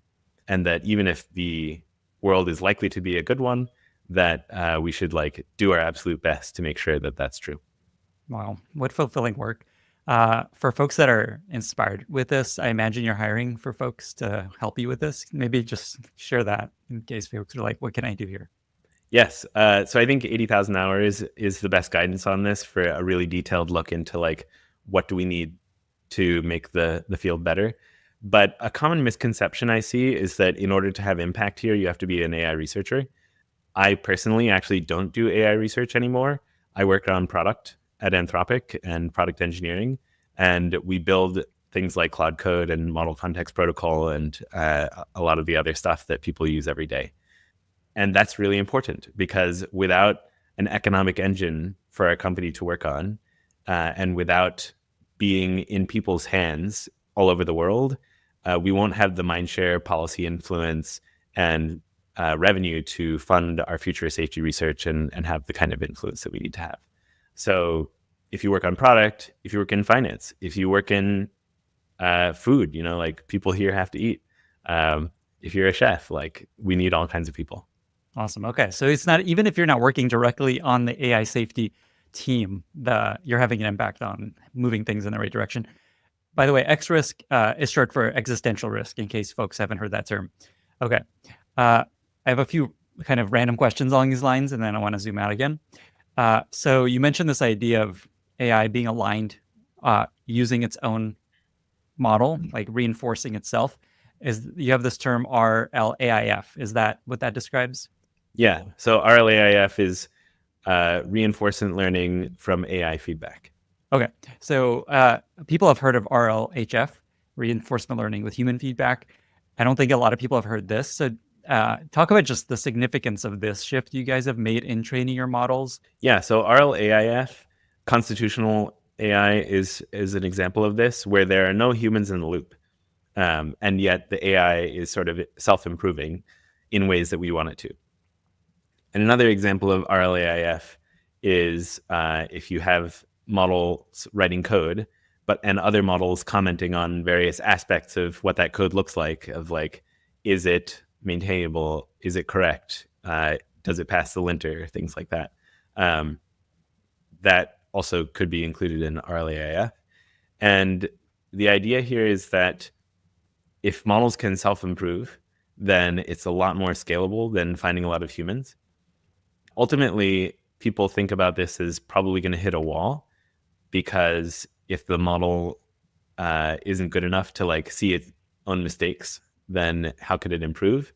And also, if you read the AI 2027 story, there's a lot of risk of like, if the model is in a box trying to improve itself, then it could go completely off the rails and have these secret goals like resource accumulation and power seeking and resistance to shutdown that you really don't want in a very powerful model.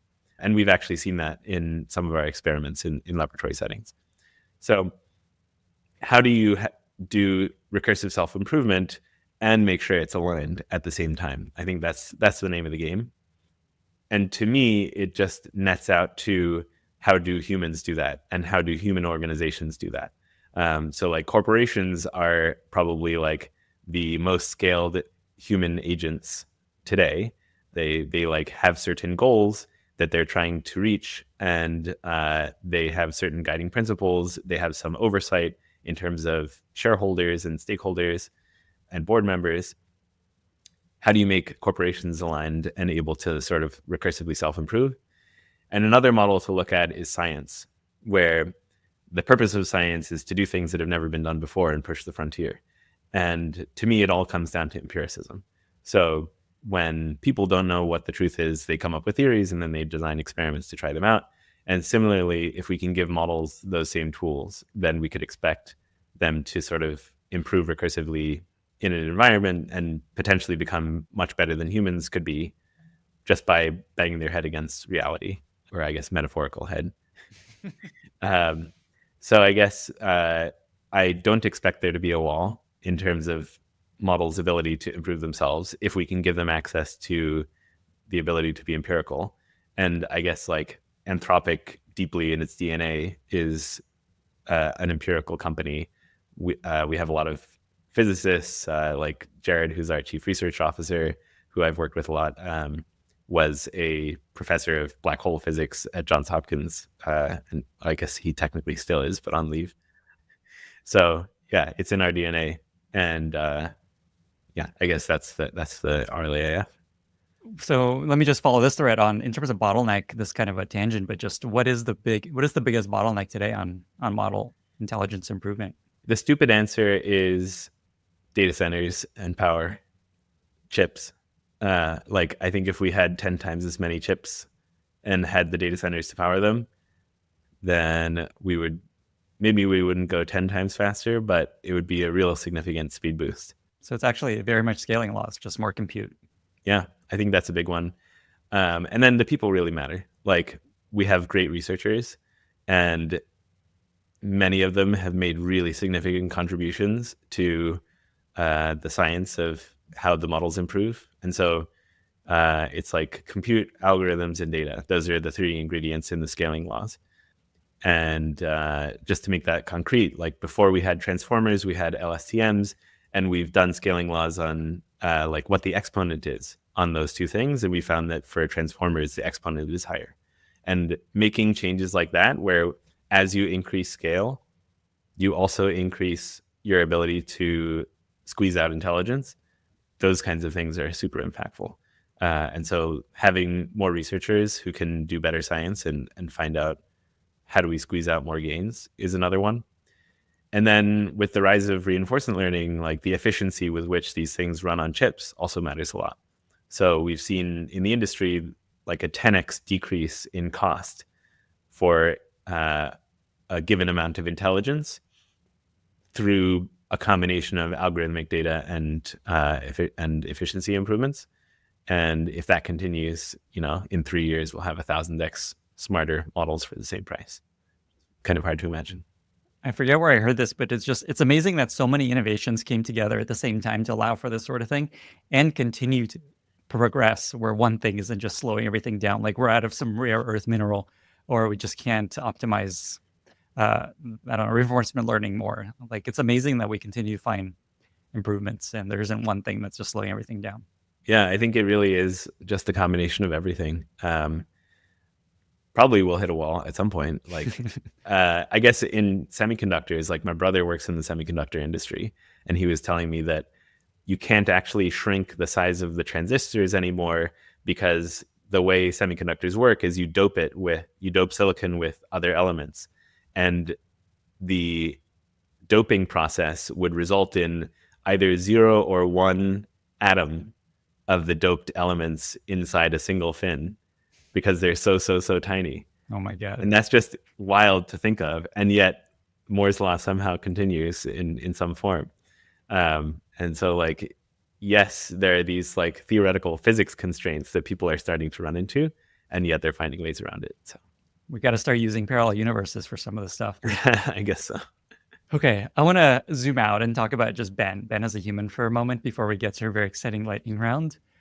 I imagine just kind of the burden of feeling responsible for safe superintelligence is a heavy one.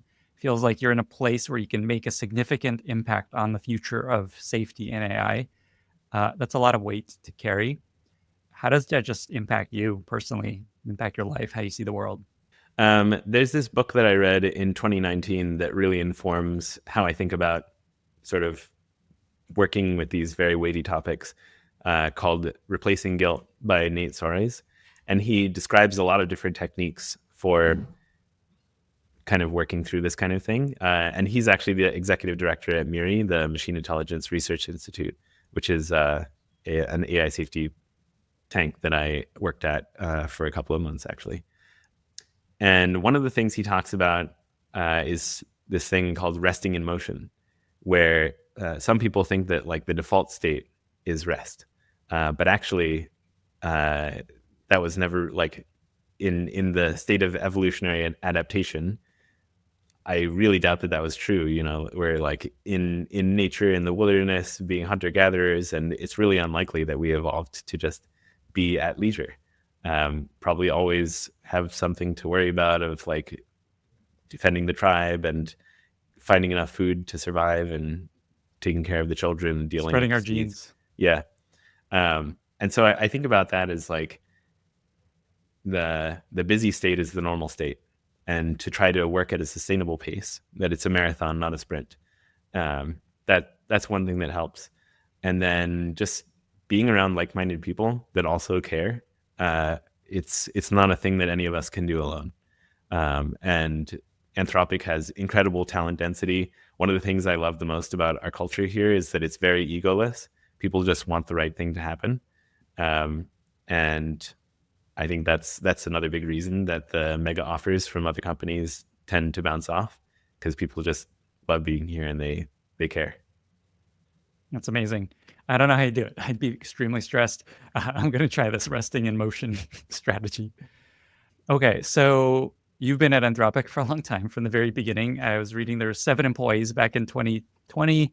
Today there's over 1,000. I don't know what the latest number is, but I know it's over 1,000. I've heard also that you've done basically every job at Anthropic. You made big contributions to a lot of the core products, the brand, the team, hiring. Let me just ask, I guess, what's most changed over that period? Like, what is most different from the beginning days? And which of those jobs that you've had over the years have you most loved? I probably had like 15 different roles, honestly. I was head of security for a bit. I managed the ops team when our president was on mat leave. I was like crawling around under tables, like plugging in HDMI cords and like doing pen testing on our building. And I started our product team from scratch and convinced the whole company that we needed to have a product instead of just being a research company. So yeah, it's been a lot. All of it very fun. I think my favorite role in that time has been when I started the labs team about a year ago, whose fundamental goal was to do transfer from research to end user products and experiences. Because fundamentally, I think the way that Anthropic can differentiate itself and really win is to be on the cutting edge. Like, we have access to the latest, greatest stuff that's happening.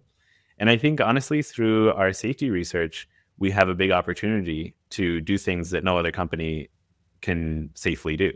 So, for example, with computer use, I think that's going to be our huge opportunity. Basically, like, to make it possible for an agent to use all your credentials on your computer, there has to be a huge amount of trust.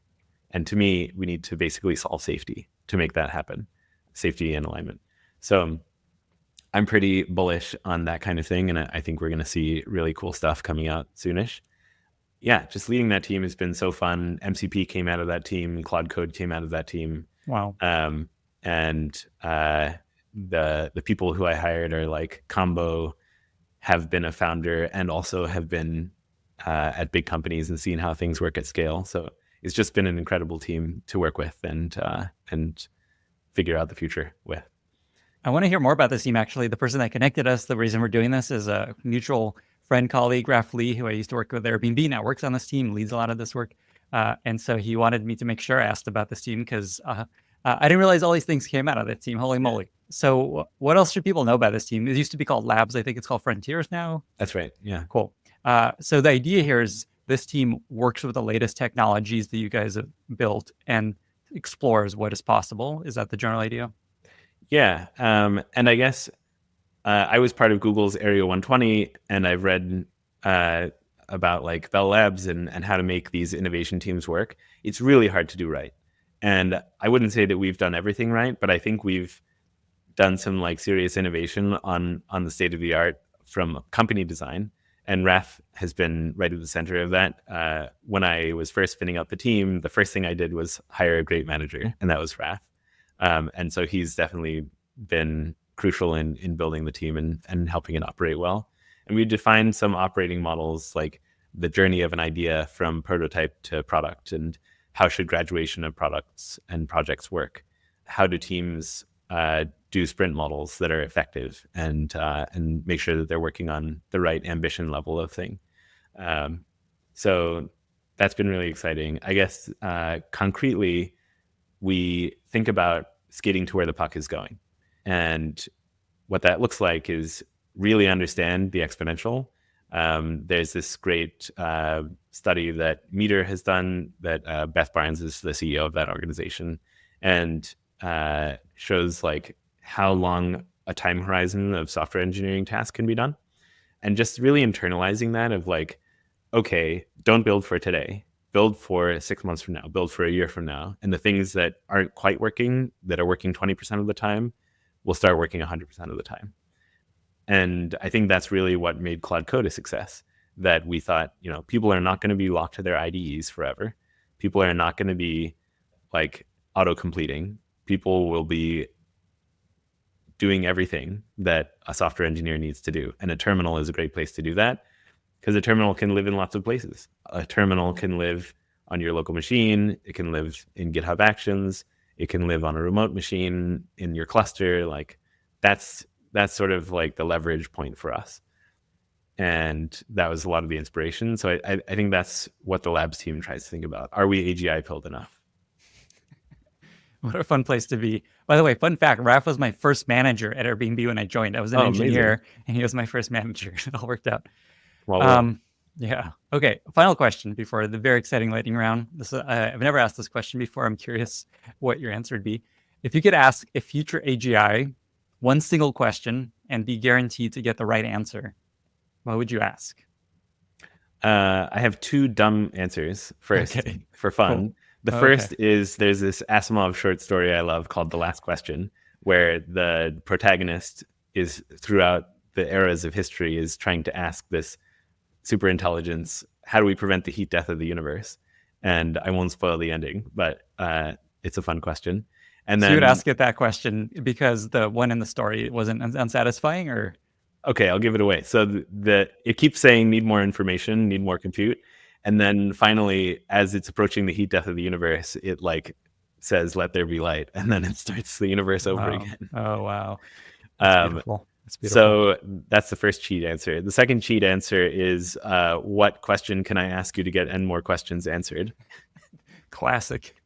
And then the third answer, which is my real question, is how do we ensure the continued flourishing of humanity into the indefinite future? That's the question I'd love to know. And if I can be guaranteed a correct answer, then seems very valuable to ask. I wonder what would happen if you asked Claude that today, and then how that answer changes over the next couple of years. Yeah, maybe I'll try that. I'll put it into the deep research thing that we have and see what it comes out with. Okay, I'm excited to see what you come up with. Ben, is there anything else you wanted to mention or leave listeners with, maybe as a final nugget before we get to our very exciting lightning round? Yeah, I guess my push would be like, these are wild times. If they don't seem wild to you, then you must be living under a rock. But also get used to it, because this is as normal as it's going to be. It's going to be much weirder very soon. And if you can sort of like mentally prepare yourself for that, I think you'll be better off. I need to make that the title of this episode. It's going to get much weirder very soon. I 100% believe that. Oh my God. I don't know what's in store. I love how you're the center of it all. With that, we reached our very exciting lightning round. I've got 5 questions for you. Are you ready? Yeah, let's do it. What are 2 or 3 books that you find yourself recommending most to other people? The first one I mentioned before, Replacing Guilt by Nate Soares. Love that one. The second one is Good Strategy, Bad Strategy by Richard Rummelt. Just thinking about, in a very clear way, how do you build product? It's one of the best strategy books I've read. And strategy is a hard word to even think about in many ways. And then the last one is The Alignment Problem by Brian Christian. Just really thoughtfully goes through, like, what is this problem that we care about, that we're trying to solve here? What are the stakes, in a version that's like more updated and easier to read and digest than Superintelligence. I've got Good Strategy, Bad Strategy right behind me. I think I'm going to point to it. There it is. Nice. And I've had Richard Rummelt on the podcast in case anyone wants to hear from him directly. Next question. Do you have a favorite recent movie or TV show you've really enjoyed? Pantheon was really good, based on Ken Liu or Ted Chiang story. Ken Liu, I think. Super good. Talks about, like, what does it mean if we have uploaded intelligences, and what are their moral and ethical exigencies. Ted Lasso, which is supposedly about soccer, but actually it's about like human relationships and how people get along, and just like super heartwarming and funny. And then this isn't really a TV show, but Kurtzgesagt is my favorite YouTube channel, and goes through like random science and like social problems, and is just super well done and super well made. Love watching that. Wow, haven't heard of that. As you were talking, I feel like Ted Lasso. I feel like that's what you need to put into constitutional AI. Act like Ted Lasso. Yes. Kind, smart, Exactly. hardworking. Oh my God. There we go. I think we've solved alignment problems right here. Get those writers on this ASAP. Okay, 2 more questions. Do you have a favorite life motto that you often come back to in work or in life? Well, a really dumb one is, have you tried asking Claude? And this is getting more and more common, where, recently I asked a coworker, like, hey, who's working on X? And they were like, let me Claude that for you. And then they like sent me the link to the thing afterwards. And I was like, oh yeah, thanks. That's great. But maybe more of a philosophical one, I would say, like, everything is hard. Just to like remind ourselves that things that feel like they're supposed to be easy, it's okay to not be easy. And sometimes you just have to push through anyway. And rest in motion while you're doing that. Yeah. Final question. I don't know if you want people to know this, but I was browsing through your Medium posts, and you have a post called 5 Tips to Poop Like a Champion. I love it. Can you share one tip to poop like a champion if you remember your tips? I, of course, do. It's actually my most popular Medium post. So It is? Okay. Great. I can see that. It's a great title. I think maybe my biggest tip would be use a bidet. It's amazing. It's life-changing. It's so good. Some people are kind of freaked out by it. It's the standard in countries like Japan. And I think it's just like more civilized. And in 10 or 20 years, people will be like, how could you not use that? So, yeah. And a bidet could be like a Japanese toilet. That's along the same lines, right? Yeah. Okay. I love where we went with this. Ben, this was incredible. Thank you so much for doing this. Thank you so much for sharing so much real talk. 2 final questions. Where can folks find you online if they want to reach out and maybe go work at Anthropic? And how can listeners be useful to you? You can find me online at benjman.net. And on our website, we have a great careers page that we're working on making a little bit easier to access and figure out. But like, definitely point Claude at it, and it can help you figure out what could be interesting for you. And how can listeners be useful to me? I think safety pill yourself. That's the number one thing. And spread it to your network. I think, like I said, there are very few people working on this, and it's so important. So yeah, think hard about it and try to look at it. Thanks for spreading the gospel, Ben. Thank you so much for being here. Thanks so much, Lenny. Bye, everyone. Thank you so much for listening. If you found this valuable, you can subscribe to the show on Apple Podcasts, Spotify, or your favorite podcast app. Also, please consider giving us a rating or leaving a review, as that really helps other listeners find the podcast. You can find all past episodes or learn more about the show at lennyspodcast.com. See you in the next episode.